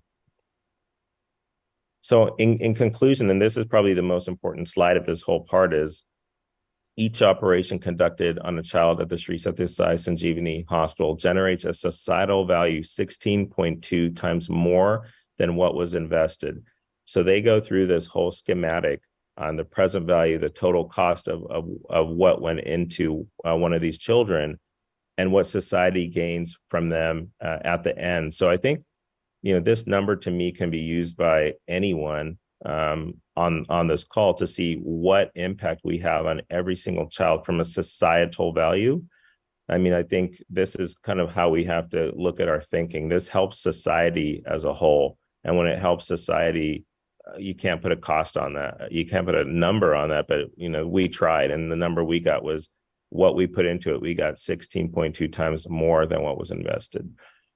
So on that note, I would like to end the talk, and I welcome any questions. And once again, thanks to all of you for doing what you do on a daily basis. It means so much when we see all of these fantastic organizations across the globe doing such good work. And hopefully we can all come together and help each other as we strive to decrease the congenital heart disease burden. My email is there for anyone who has any questions. And once again, I appreciate it. This is the one of the logos and mottos of the Sri Sathya Sai Sanjeevani Hospitals. And Samasta Loka Sukhini Bhavantu means may all the beings in all the worlds be happy. Thank you. Thank you so much for this excellent presentation, Dr. Sethi. Really, I am very grateful to make me be part of this global projects. I strongly believe in this globalization of the humanitarian work under a global governance. An essential question: the goal to perform 100 cases of cardiac surgery per day internationally is a target, is not a dream. But to maintain the continuity of this goal and to develop it more, we need dedicated, qualified human resources with a specific humanitarian vocation, devotion, and compassion. What is the way to ensure that? Do you believe that in the global medical educational system, we have to change something, we have to add something? Because unfortunately, when I'm checking around my medical educational environment, there is, unfortunately, we have to tell this one, few young physicians with this specific humanitarian vocation. What is the way to improve that? No, that's a excellent question. And once again, we thank you for all of your service that you've done, and we're so happy for you to be involved in this also. This shouldn't be understated to see what you and your foundation has done around the world for so long, and I think we can all learn from each other. No, that's a very important question. So, as we all know, probably across the globe, going to get education for medical school is a very expensive project, right? It's no matter where you are, there's going to be a huge cost associated for that medical student to be educated. And what happens after that time, and this is what we've noted, what happens after that time, there's these students come out with this huge burden financially.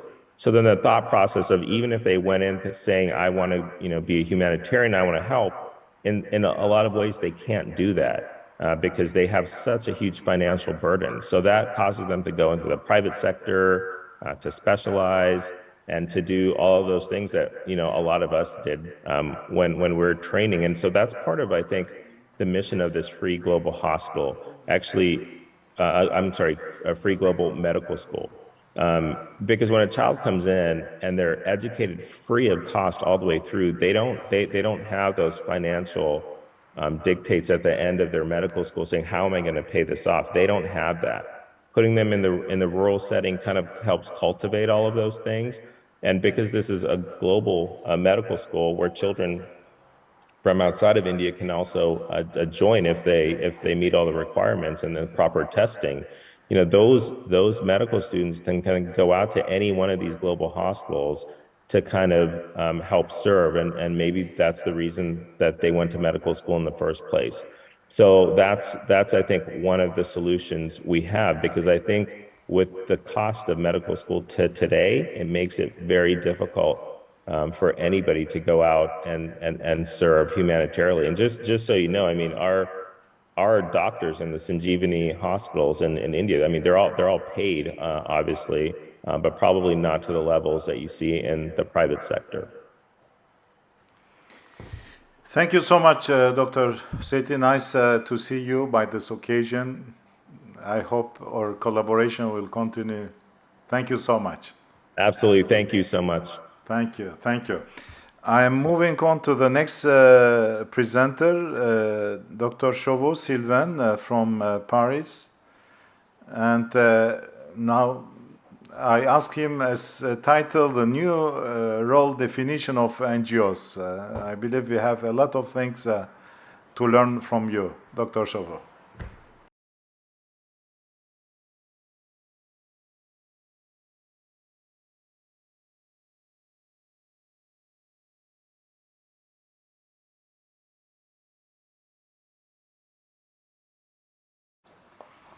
Yes, again, we are coming back to Professor Yanke. Yes. Unfortunately, Dr. Sylvain Yanka. Chauveau has a My name technical is problem with his microphone. Yanka. And Yanka. Professor Yanke, Yanka, you Yanka. can present Not Yankee. the Pan-African Society of Cardiothoracic Surgery. Right, okay. I share my slide.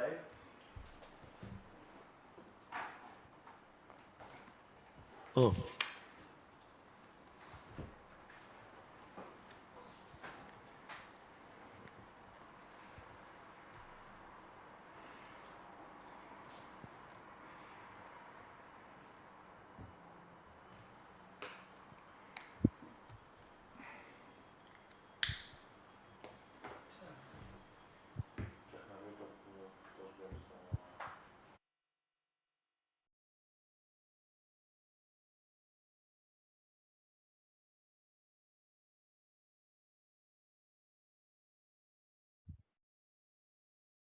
I'm gone.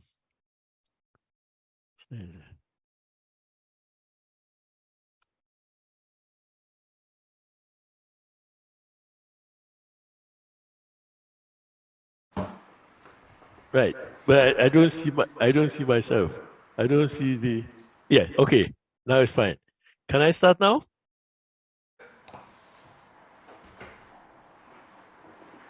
It's okay now. Yes, it's okay. Right. Okay. Can you see my slide? Yeah, no problem. Right. Okay. Right. Thank you again, Professor Kalandos, for inviting me. My second topic is on North-South Development Cooperation in collaboration. Is the role of PASCATs and global healthcare in the achievement of sustainable infrastructure to improve cardiac surgery in Africa. I take this opportunity also to address you that global healthcare, as well as also PASCATs, work in collaboration with the German Heart Center ever since we started our African program. And I'm very grateful to the board of the German Heart Center.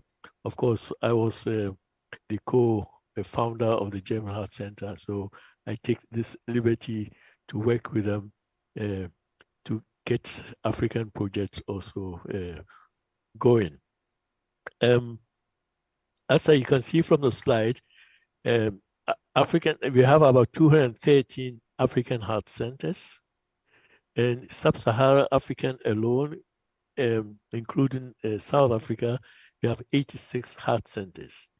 And from these 86 heart centers, Global Healthcare have developed 3 cardiac surgery simulation centers in North Africa, in Blida, in Angola, in Accra, Ghana, Nairobi, Kenya, and there is an existing cardiac surgery simulation center in Bloemfontein in South Africa, where I'm also a special cardiothoracic professor there since 2010. And we use this simulation training center more or less for skill training of cardiac surgeons for complete, in order to get more versed in complex cardiac surgical practices, the simple cases as well as also complex cases. And I think cardiac simulation training centers are very, very important, and one of the very important aspects of cardiac training in Africa in order to get the training program, because they don't have high volumes surgical load, so that trainees don't also get more exposure to cardiac surgery. So simulation training per se will add more to this training program in order to become competent and then also do better surgical work. PASCAT is a prime example of transformation of brain drain to brain circulation of African surgeons and their contribution to the development of cardiac surgery on the continent in collaboration with their partners. So as I already pointed out, our mission in Africa is to provide medical surgical treatment to children suffering from life-threatening heart disease and capacity building. And our capacity building comprises of echocardiography training program, as well as invasive cardiology, as well as cardiac surgical programs and activities. We started our program, actually the training program, in 2004. We termed it African Heart Center seminars, which we began in Cape Town, and then moved to Kumasi and Accra, Cape Coast in Ghana, and also to Nairobi and Uganda. And these are all organized in collaboration with the German Heart Center, Berlin. And we also, in addition, introduce telemedicine program, which was supported by the World Bank in order to reach out many physicians and surgeons who can't attend our educational programs. And the first cardiac surgery mission we performed in Accra in Ghana. And then we continued to continue our educational program, which was very, very important for us because education is a very important issue and very essential in cardiovascular training in Africa. And we inaugurated in 2011 the PASCATs, which in Berlin, which our goal was also to further develop educational program. And in 2012, we had partnership with the European Association for Cardiothoracic Surgery to enhance our cardiovascular training program in Africa. And it's still an ongoing program with the European Association for Cardiothoracic Surgery. The issue of rheumatic heart disease also is a very great concern. And we also started a research program because we believe that to develop cardiovascular surgical program, one has to also to familiarize research work among the local teams. So we started a program by screening about 5,000 school children with a portable echocardiography machine, General Electric, to find out the asymptomatic school children, how the prevalence of a rheumatic heart disease. And so very interesting, Ghana has a very low incidence of rheumatic heart disease in this respect. And it is also even reflected now currently in the surgical programs that in Ghana especially, as I'm sure in Kenya also as well, they have a very low incidence of rheumatic heart disease as surgical candidates. 2022 to 2023, also last year, we inaugurated the Global Heart Care, which we use this as a task force from PASCATs to undergo missions in Africa, so that PASCAT is going to be more for educational programs in all aspects, while Global Heart Care will undergo cardiac missions, that is open heart surgery, closed heart surgery, as well as interventional cardiology procedures. And we have also, as I already pointed out, established simulation centers to enhance training program in African training centers.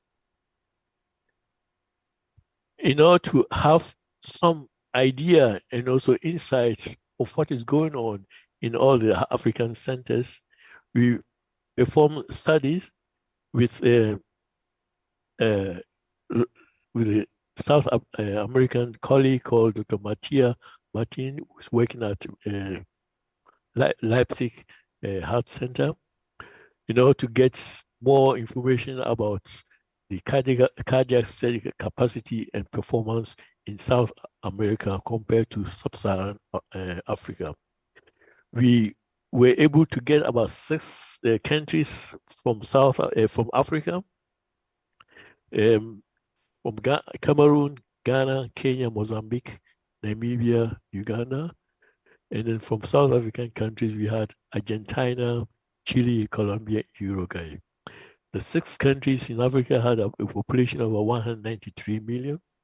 And the South American countries, the 4 countries, 117 million. We were able to find out that the hearts, we have 1 million to one heart center to 12 million in the selected 6 African countries, whereas in South America we have 1 to 1.6, one heart center to 1.6 million. The heart surgeons, 1 heart surgeon in Africa, in our study countries, in Africa was 1 surgeon to 5 million. Then open heart surgery, the 4 open heart surgery to 1 million, as compared to South American countries. One heart surgeon has about 373,000 people to serve, whilst an open heart surgery in South America was also very interesting, 116 open heart surgery per million. So you can see, although Africa per se is developing, but is very slow and at a pace which is also reflected to the economic situation in Africa. So this is the graphic which demonstrates the number of patients and also the countries that we had. 867 open heart surgeries were done by the African countries, as compared to 13,700 open heart surgery in the South American countries.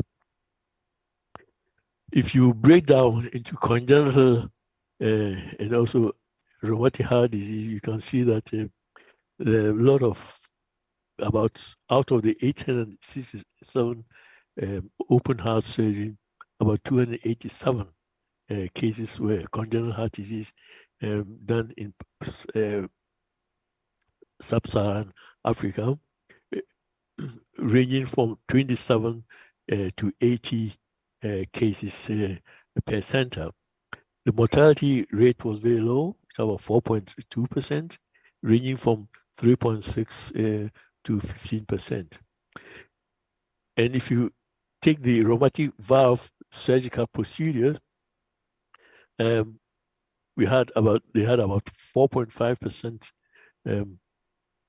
mortality, ranging from 1 to 5%.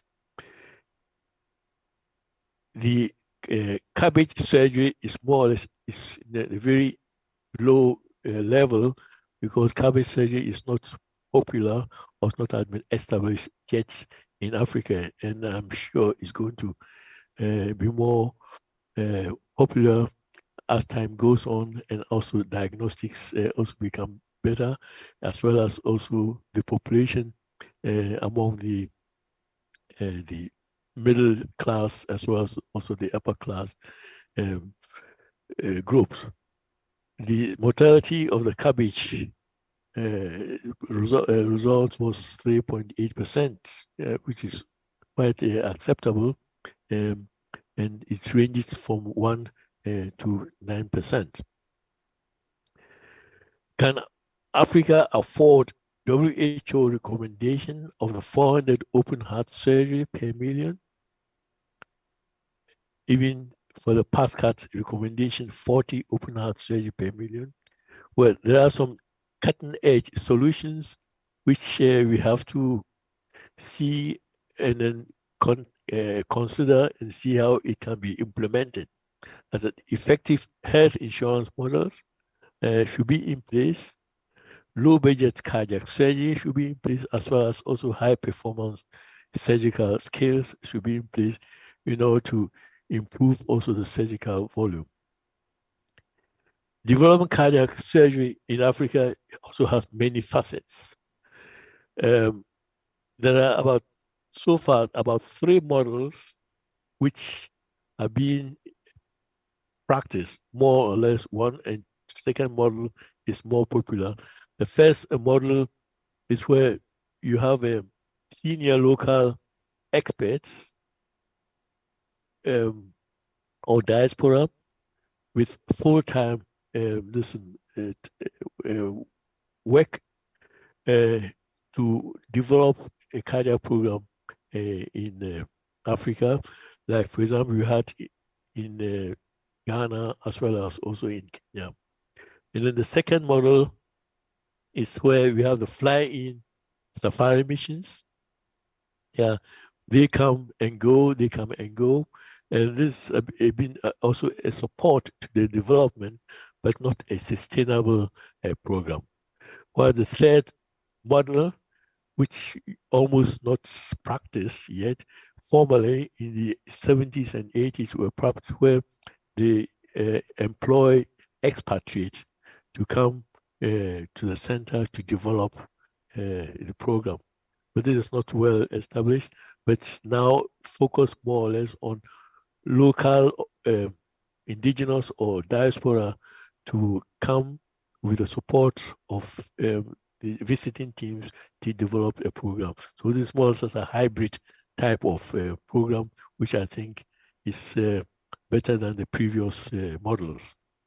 Well, high volume institution and capacity building is always the focus, and it can always be practiced when you develop a program with a South-South development cooperation involved, so that you can then extend the whole program in the area or in the region, as well as even beyond that, in order to get more patients for treatment, cardiology, as well as surgical treatment, used also for the capacity building, as well as also the reach out cardiology services in the countries, because they are also very important to develop a network of cardiology services around the country in order to later on focus on which institution or hospital can also be developed into a cardiac surgical program.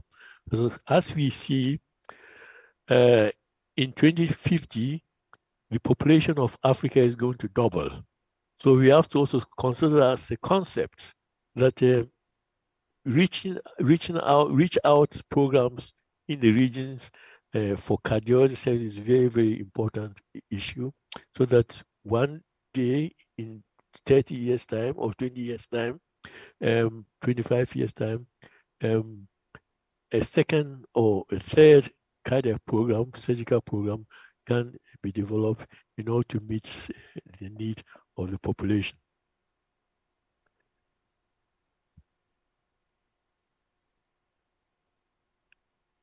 Heart valve selection and surgery also is a very important concept in developing a program.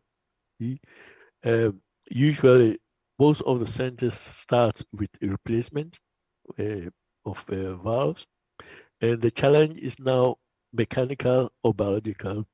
Most of the African centers use mechanical valve replacement because the fear that the patient will have a degenerated biological valve and have a second operation. And so they use mechanical valve, which is also counterproductive somehow in terms of young patients. And a young patient with, especially women in childbearing age, might also have problems during pregnancy. And that is also another issue one has to consider in selecting a valve for valve replacement. Of course, valve repair is also a very important issue, especially in Africa for children, that skill training in valve repair should be also a very important training project in order to save valves, repair rheumatic mitral valves, especially, or aortic valves, in the early stage of the rheumatic valve disease, so that these children can grow into adult age. And if anything develops, then either mechanical valve replacement could be then a second valve of choice. Catheter-based implantation is also going to happen in Africa, because this procedure is going to also be accessible to African countries, so that the training program in Africa should also be considered as one of the important issues. In recent years, as I already pointed out, prosthetic valve replacement has been the dominant procedure for treatment of rheumatic mitral disease in many African centers. And one has to actually select the patient, which patient might need what, and this is very important to make standardize this procedure to the patients. I'm showing you this pioneer mitral valve repair with the transatrial digital valvotomy because I see this as also a very important technique for many children and many young patients, about 12 to 15%, who have rheumatic mitral stenosis, and which can be treated with digital valvotomy. I have done that before. I have that experience. Unfortunately, many surgeons don't have that experience, so they can't practice this. And this can save about 12 to 50% of patients with mitral valve stenosis. And this can be learned through our simulation uh, cardiac programs so that they can offer this to young children and young patients with a simple pure mitral stenosis without open heart surgery. Valve repair is a very important in childhood, and this has to be learned. There are some courses for that, and the simulation courses that we have already established in the 3 regions or 4 regions in Africa can be used to train more surgeons on this in this technique, so that they can offer to those children who might need them. Very important is to understand the rheumatic mitral valve disease and its pathology, because as you see, the mitral valve, the chordae, are the very important aspects of the mitral valve, rheumatic mitral valve disease. And you can see that the disease is not only limited to one segment of this mitral valve apparatus, especially the chordae. The chordae of the rheumatic valve disease is also diseased with mucous degeneration. And that means that you have to learn how to replace also the chordae with artificial chordae in order to get a better result post repair. Because you can't repair just the leaflet and leave the chordae alone, which is degenerated and going to be ongoing process, so that one day without replacement, this chordae will also cause another disease. It is very interesting and happy to say that we started our program research in the mitral valve repair as well as replacement. And in the early stages, we realized that only 10% of African centers or sub-Saharan African centers do repair of the mitral valve disease. And after 5-7 years, we restarted the studies again, and we found out that now the valve repair is now increased by 30%, which is a very important information and the progress in respect to mitral valve surgery in young patients in Africa. This applies also to rheumatic mitral aortic valve disease. There are some cases which can be repaired when you have retracted a cusp, where you can use the to-run technique to repair the retracted valve. Of course, the other alternative is also the Ozaki procedure, which have to be learned and done it. Ross procedure is very, very what do you call it? Not popular in rheumatic endemic regions, because one doesn't know whether after Ross operation, this valve is also going to be affected by streptococcal infection and also get diseased. So that Ross operation is usually not practiced in the rheumatic endemic regions.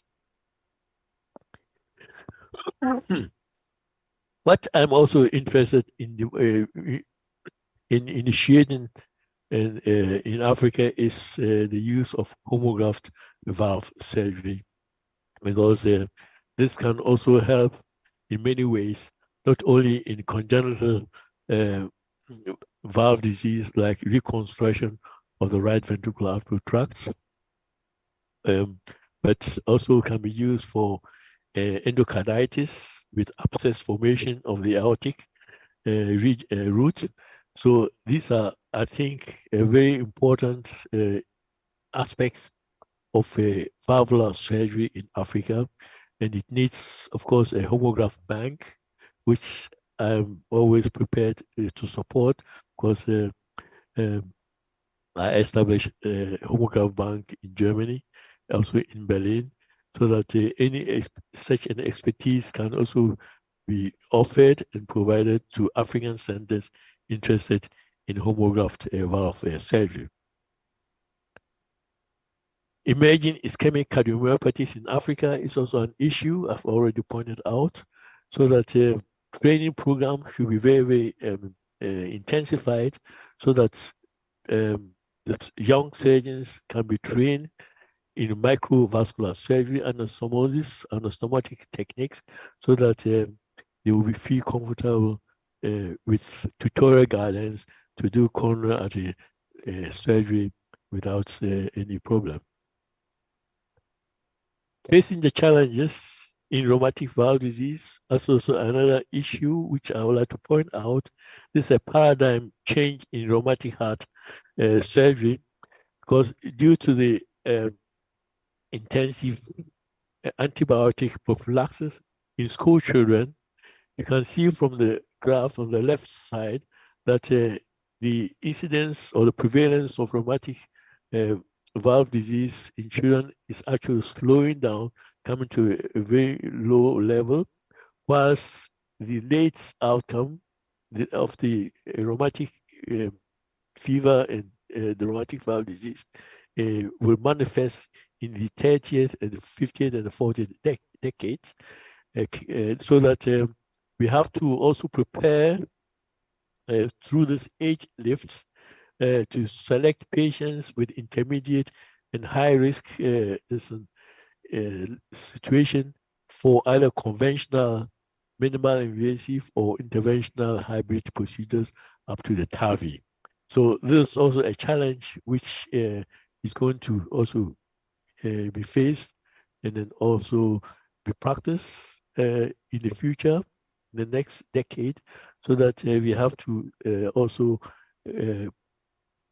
put this training program in such a way that people will be prepared for such complex cases.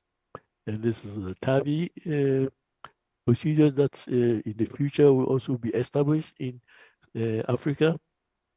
And the teaching of the cardiac surgery in Africa will be a very important aspect in the curriculum of the medical training program, surgical training program, so that the people will be competent in getting practicing techniques which can be also learned in the operating room. This is a group of our trainees that we had from Nigeria, Germany, Ethiopia, and also Angola. In all, I would like to just point out that in order to get a center of excellence, we need a hub. So a need for regional heart centers is necessary in Africa in order to develop high volume quality services and provide effective capacity building programs. So our goals are to promote sustainable and resilient high volume cardiac programs in sub-Saharan Africa, to develop sustainable South-South cooperation, capacity building, continue educational programs to promote quality services, and innovative ideas are also required to develop low budget cardiac procedures to make cardiac surgery affordable to the underserved. Clinical valve repair programs should be intensified and complemented by regular simulation skill training programs. International teams and partners centers should support also the training programs in complex pediatric cardiac surgical procedures, aortic surgery, cabbage surgery, as well as interventional cardiology procedures to enhance the health systems. Once again, may I announce our summit, which is going to take place in 2025 March in Accra, Ghana, both the Cardiothoracic Surgery Summit as well as also the Health Tech Summit, Artificial Intelligence in Global Healthcare. Thank you very much for your attention. And once again, I also thank Professor Kalangos and his team for inviting me. Thank you very much, Professor Yanka. Excellent two lectures. And I would like to remind you, it's very good you organize the Pan-African summits, and we are at your disposal to publish, the abstracts, the articles, because as I told yesterday, the Journal of Humanitarian Cardiovascular Medicine is a unique in the field of cardiac care, especially of humanitarian cardiac care, is a journal with editorial policy. And I believe through this journal, we can give also to young African surgeons and cardiologists or cardiac health professionals who would like, to develop an academic career to publish their articles. As well as you can send me also the announcement of this Pan-African Summit. We will publish at the website of the Global Humanitarian Forum as well as of the Kalangos Foundation, because we had a very large audience, especially during this global forum. We are over than close to 500 attendees.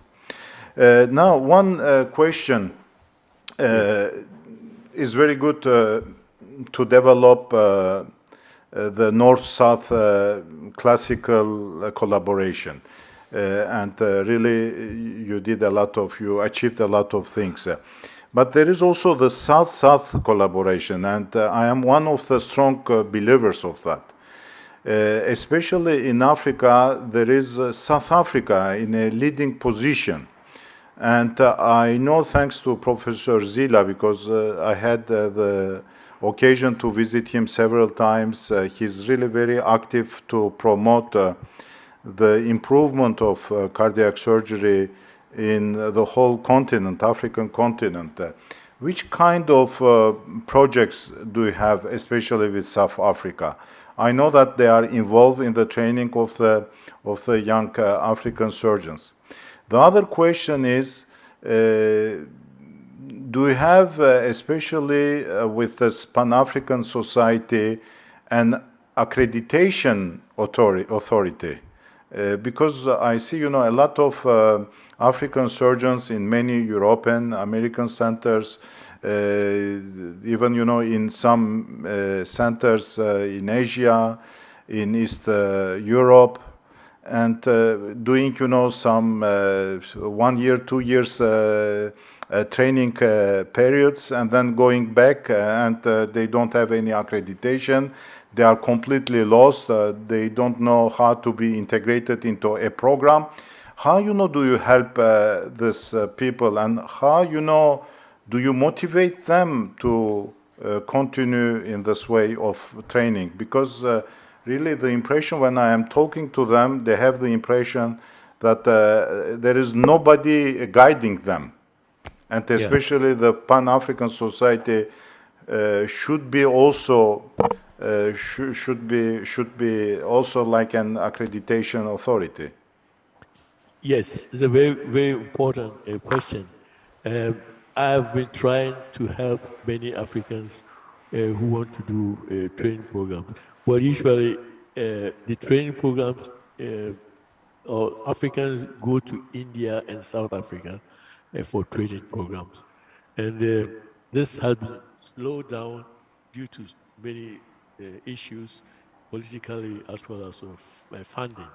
And I believe that whilst we are organizing centers of excellence in West Africa, especially in Ghana, we are planning in the future that we will have 1 or 2 hubs in Ghana to enable many African surgeons to come to Ghana for a training program, full training program.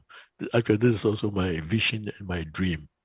And the Pan-African PASCATs will also continue to support any African who's interested in training program like this.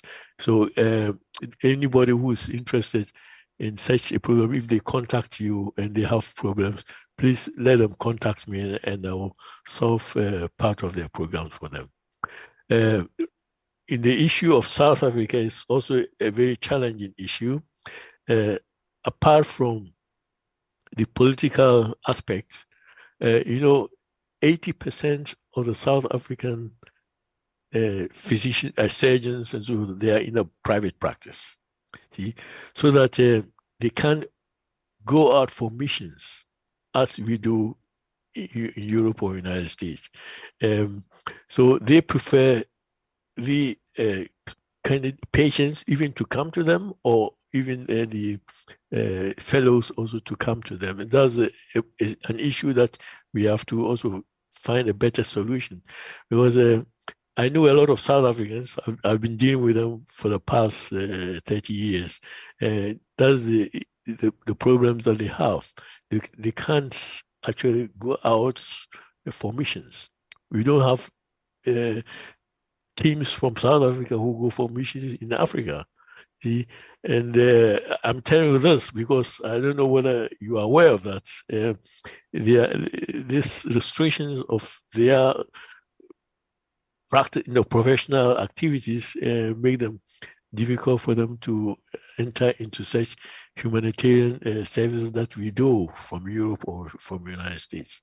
But as PASCATs, I'm ready anytime to support any African fellows who want to do postgraduate or specialization in order to get him a place somewhere so that he can achieve his aim. Okay, thank you very much, Professor Yanka. I believe yes. This one is the beginning of our collaboration.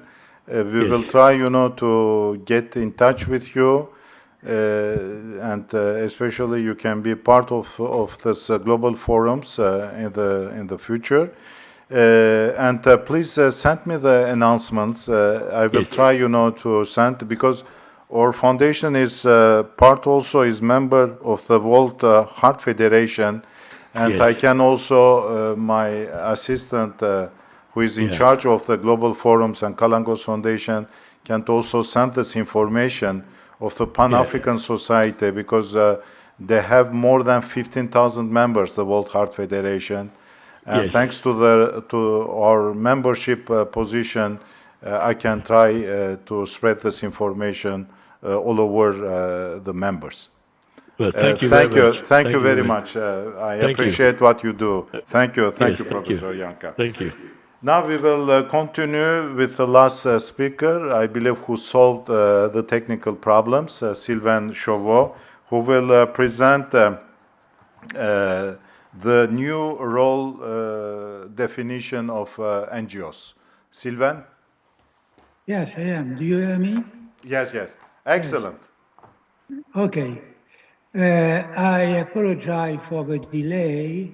I'm very sorry about that. It shows that I'm not very good in a computer.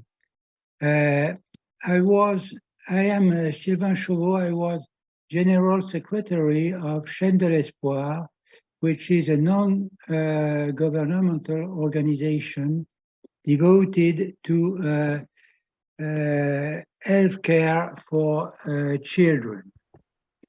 Since 25 years, and it was launched by Alain Deloche, former president, and Eric Chesson. The title is How Can Globalization Affect Humanitarian Pediatric Heart Surgery, the New Role for NGO.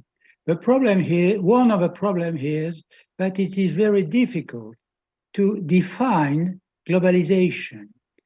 This concept was elaborated by businessmen in which they tried to go over borders to decrease the prices of what they were selling. And it's a process leading to the creation of a worldwide single entity for trade and technology. And the term was used to describe an increasing connected world, interdependence for culture and economies, maybe. The first globalization was very, very old. It was the old silk, because China was producing silk, which was sold to Western countries, which was sending gold and metals, which were quite rare in China.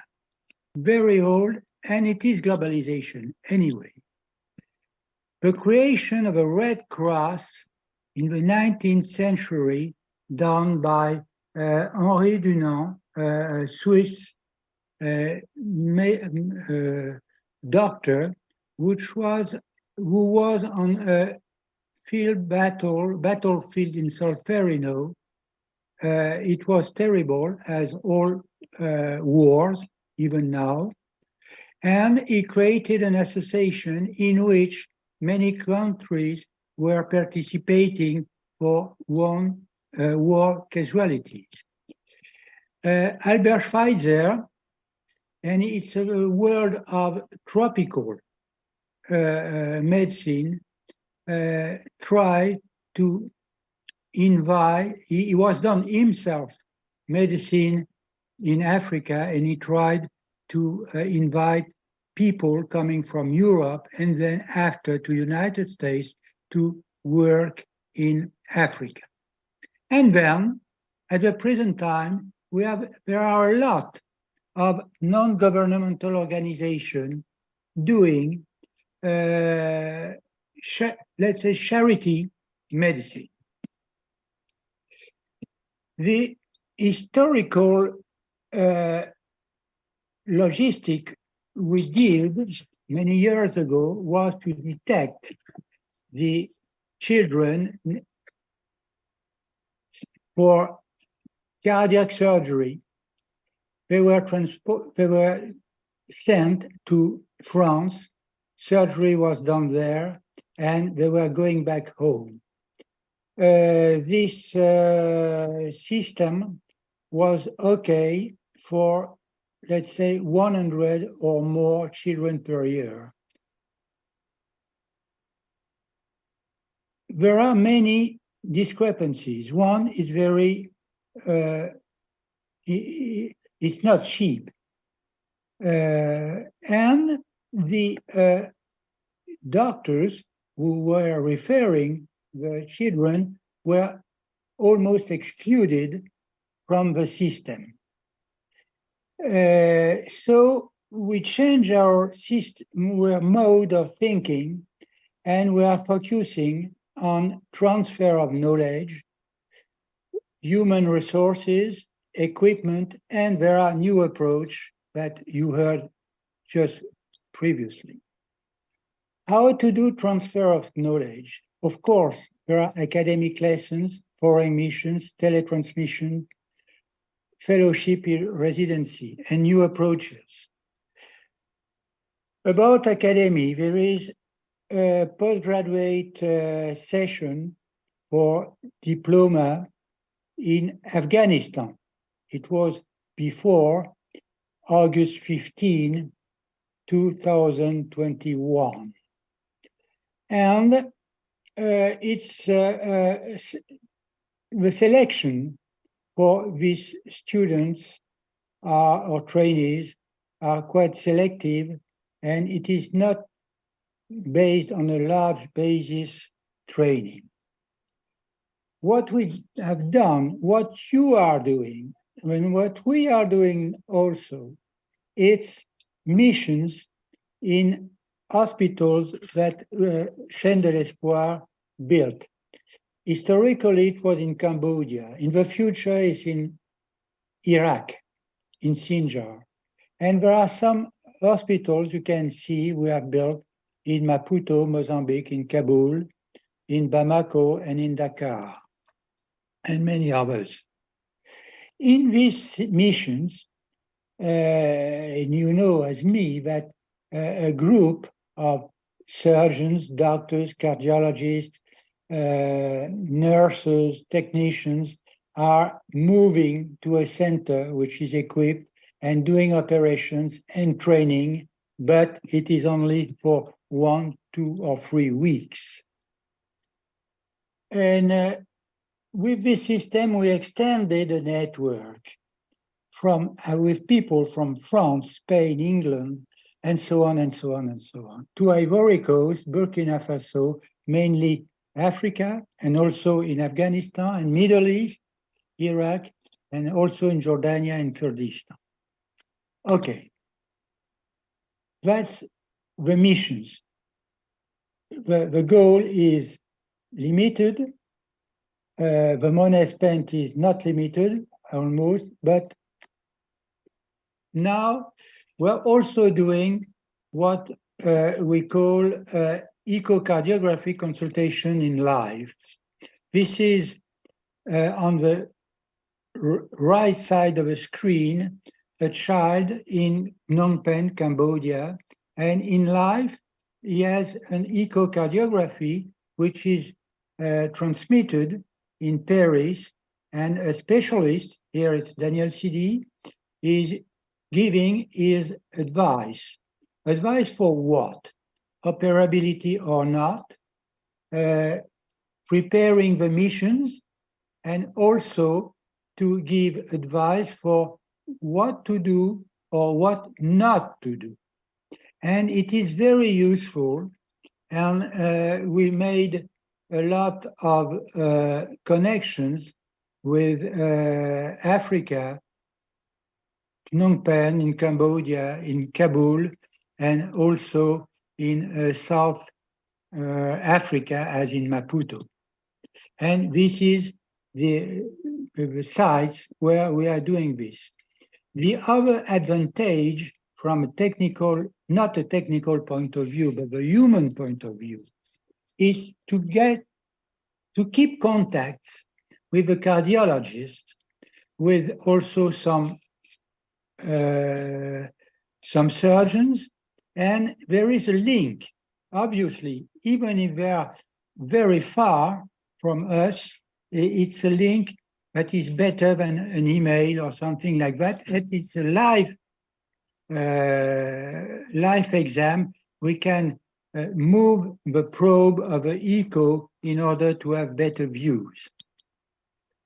Then we can go to what was a kind of transfer of knowledge, is fellowship residency in a hospital, which is usually European hospital, as in France, Italy, Spain, Germany, and so on and so on. But it is very expensive for a complete team. A surgeon alone is nothing. A surgeon alone is totally lost in his desert. There is a risk of a single trip without return in his own countries. We have seen people that we have invited them. We paid their stay in France, and then they didn't want to go back in their country. There is a problem of language also, and also a problem of diploma, because the states and the graduation needs a diploma.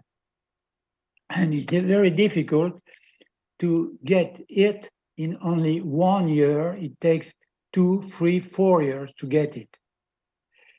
And also because if we train a surgeon or a cardiologist to what we see at the present time in the, let's say, French hospital, it's not a tetralogy of fellows similar as what you saw or what we see at the present time in Africa. It is more evoluted in Africa. It's totally different.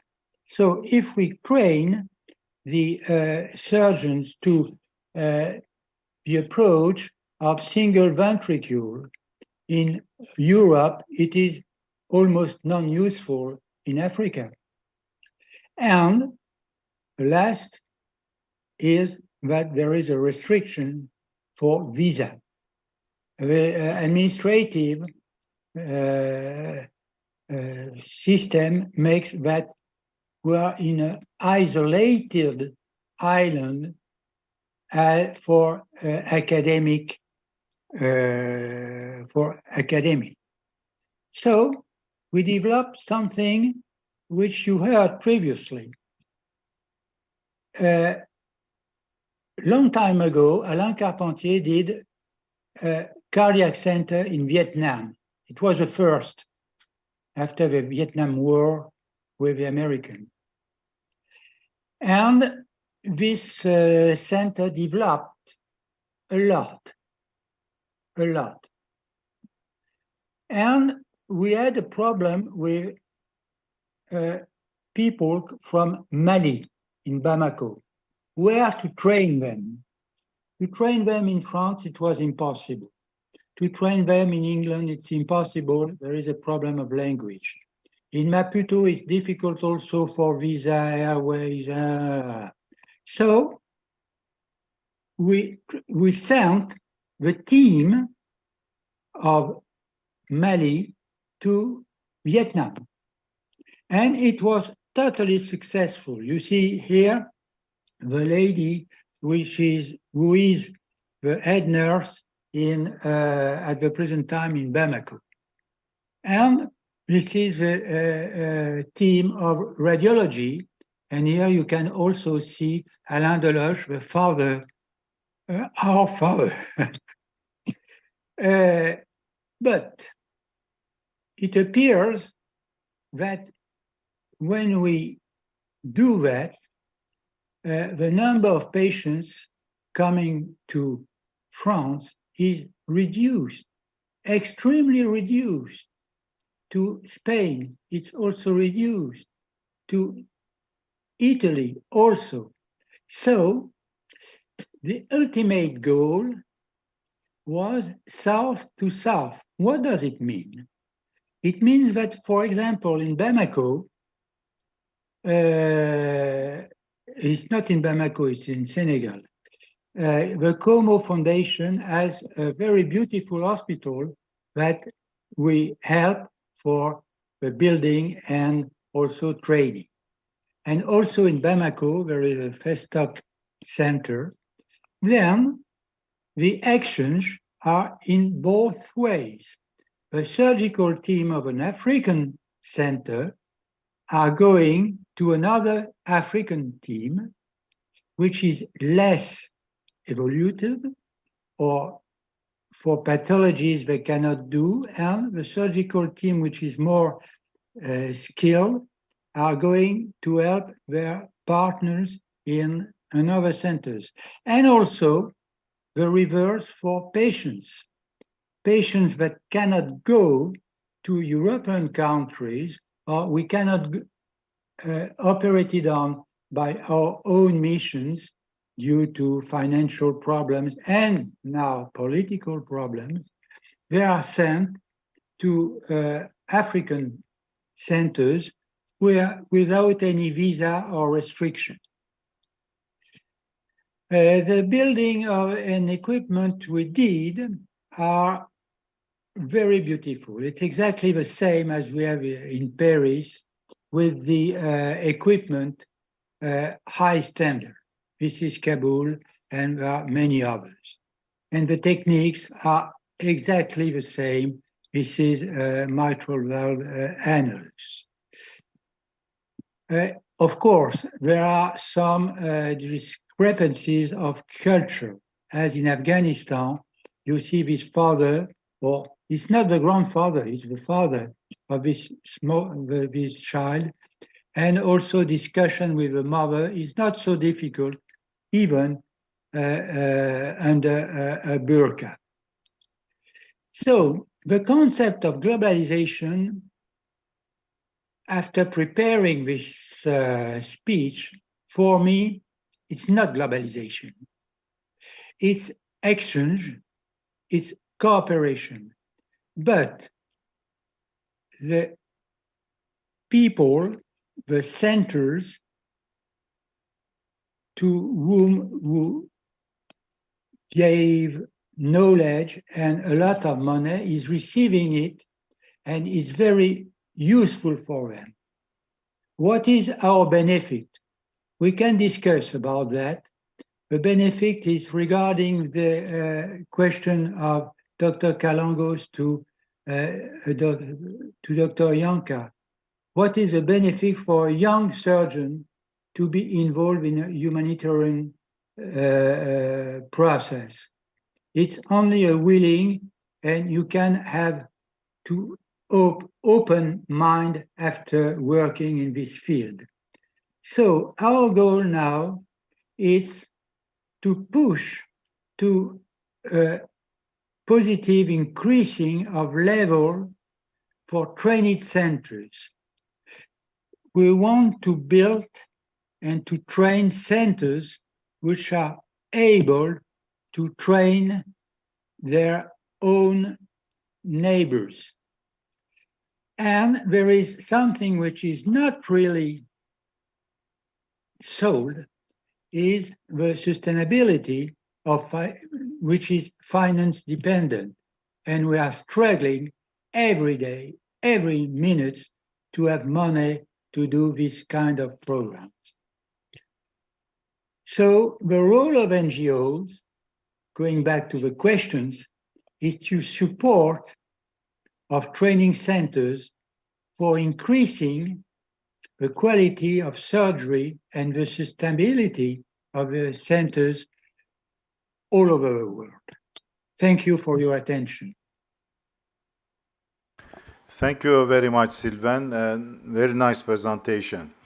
Now, globalization, why, I ask you to present a little bit the new role of NGOs in the globalized world, globalization, because we started trying to find out some solution at the national level to alleviate the problem of congenital heart defects, of generally cardiac diseases in children at a national level. And now, I see there is a lot of trends, especially, I don't know if you saw the presentation of Dr. Sethi, who is involved in a big project coming out from India. And they are building many centers all around the world. And the shift is from this national solutions paradigm. We are shifting to a global solution paradigm. It means I strongly believe in near future we will have a global governance who will run this humanitarian actions.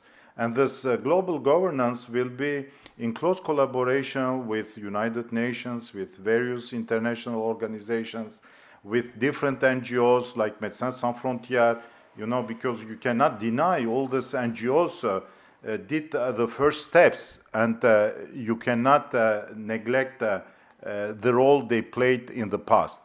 But now, thanks all this communication tools we have in this globalized world, because communication became also very easy. Look, I prefer to organize this conference in the virtual format, And this year, we had an exceptionally very high audience. We are now close to 500 people, participants. This one you cannot deny, is why, the new technologies offered to us. To have, this huge distances between us and then, to be so close like this. Now, we are, the humanitarian medicine is trying to create, some centers, some kind of network with a global governance. Do you believe that, this global governance is good? For example, it was also my dream, and for that reason, I created a foundation in United States, the Global Heart Network, to send, all the medical files of a child, and check according to the geographical proximity in which center of this global network we have, to refer the child in order, to provide him the necessary surgical or medical treatment. It means, we need another style of organization, of organizing humanitarian actions. It's true that now, all these missions you mentioned, very expensive, it was the old style.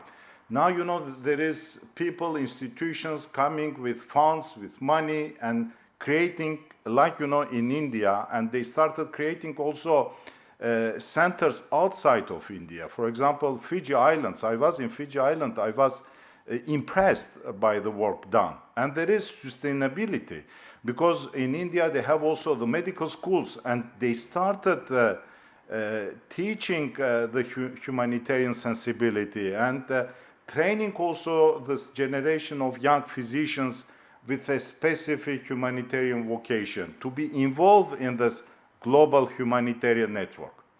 What do you think? It's a dream, or one day it would be a reality, Sylvain?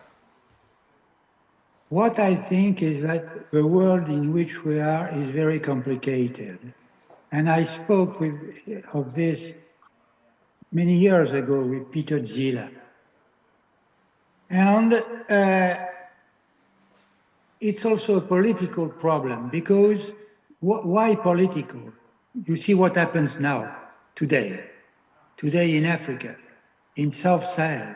We were pushed out of many countries where we were working.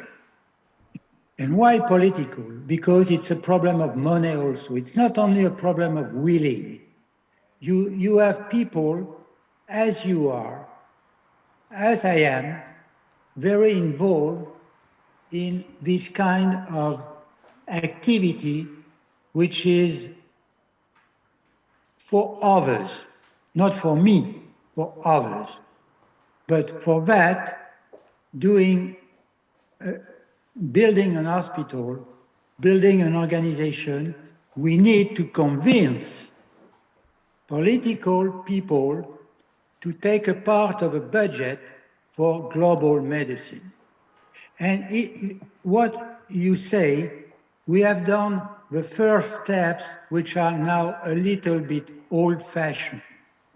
And I don't want to use the term of lobby, but we have to use people who are going to influence the political usually elected deputies to put a part of a budget for global medicine. And in this era, I have some hope, not very much, but I have some hope, and I share totally your goal, which is fantastic. It's really very beautiful, and we need young people to do this, to speak to old people. Yeah. You are not too old. You are young in the spirit. I hope so. Thank you so much, Sylvain. It was very nice to see you again, and I would like to thank you especially for all the editorial work you provide for the promotion of the Journal of Cardiovascular Medicine. Even, with this journal, we did, do you remember, we invited all of you in Yes. Athens, and now, again, we have a new baby,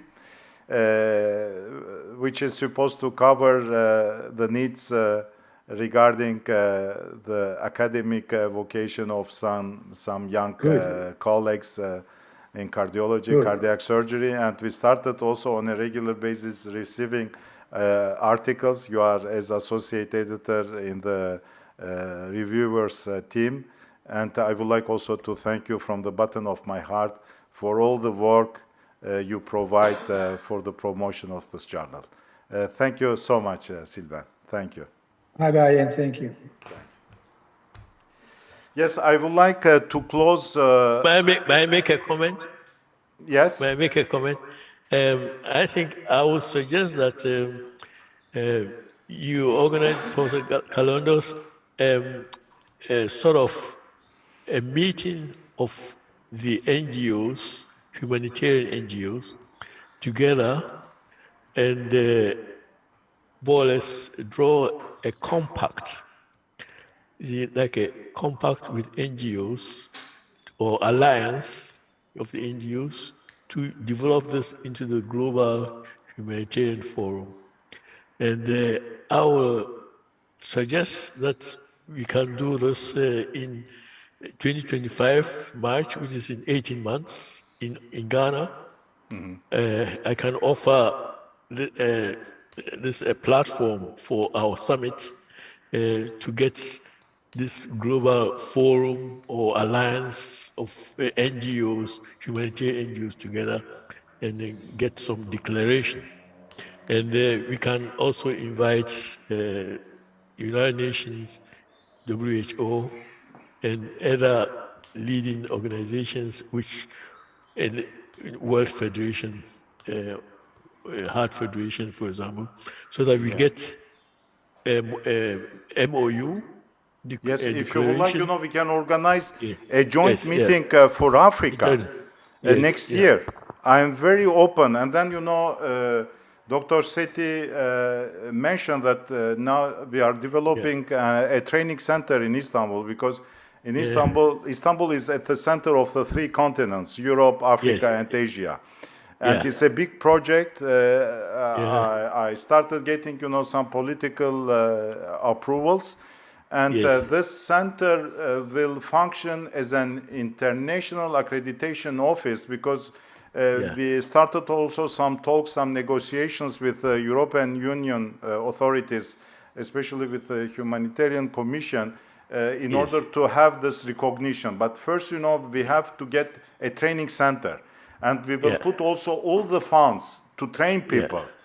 And all together, we will determine what will be the criteria of training.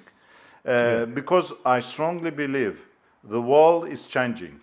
And now the challenging option to change our humanitarian approach is to go to a globalized governance.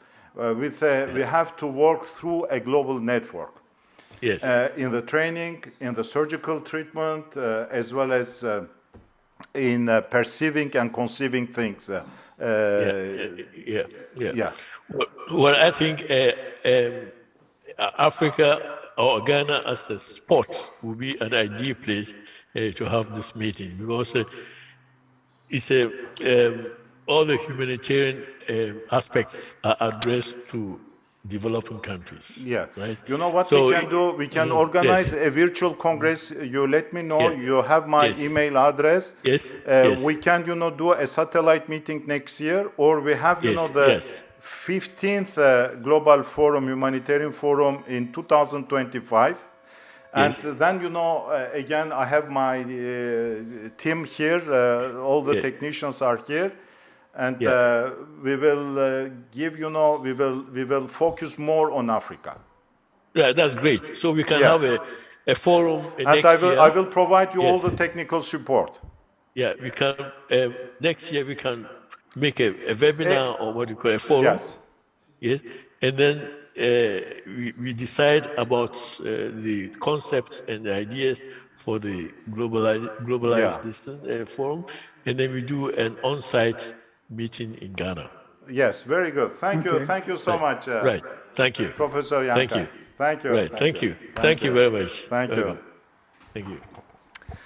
Yes, I am closing this second session of the day as well as the day, and I hope to see you tomorrow at 9:30 Greece time, because we have also some speakers, especially Professor Gatsoulis from London, who is the expert of Guj.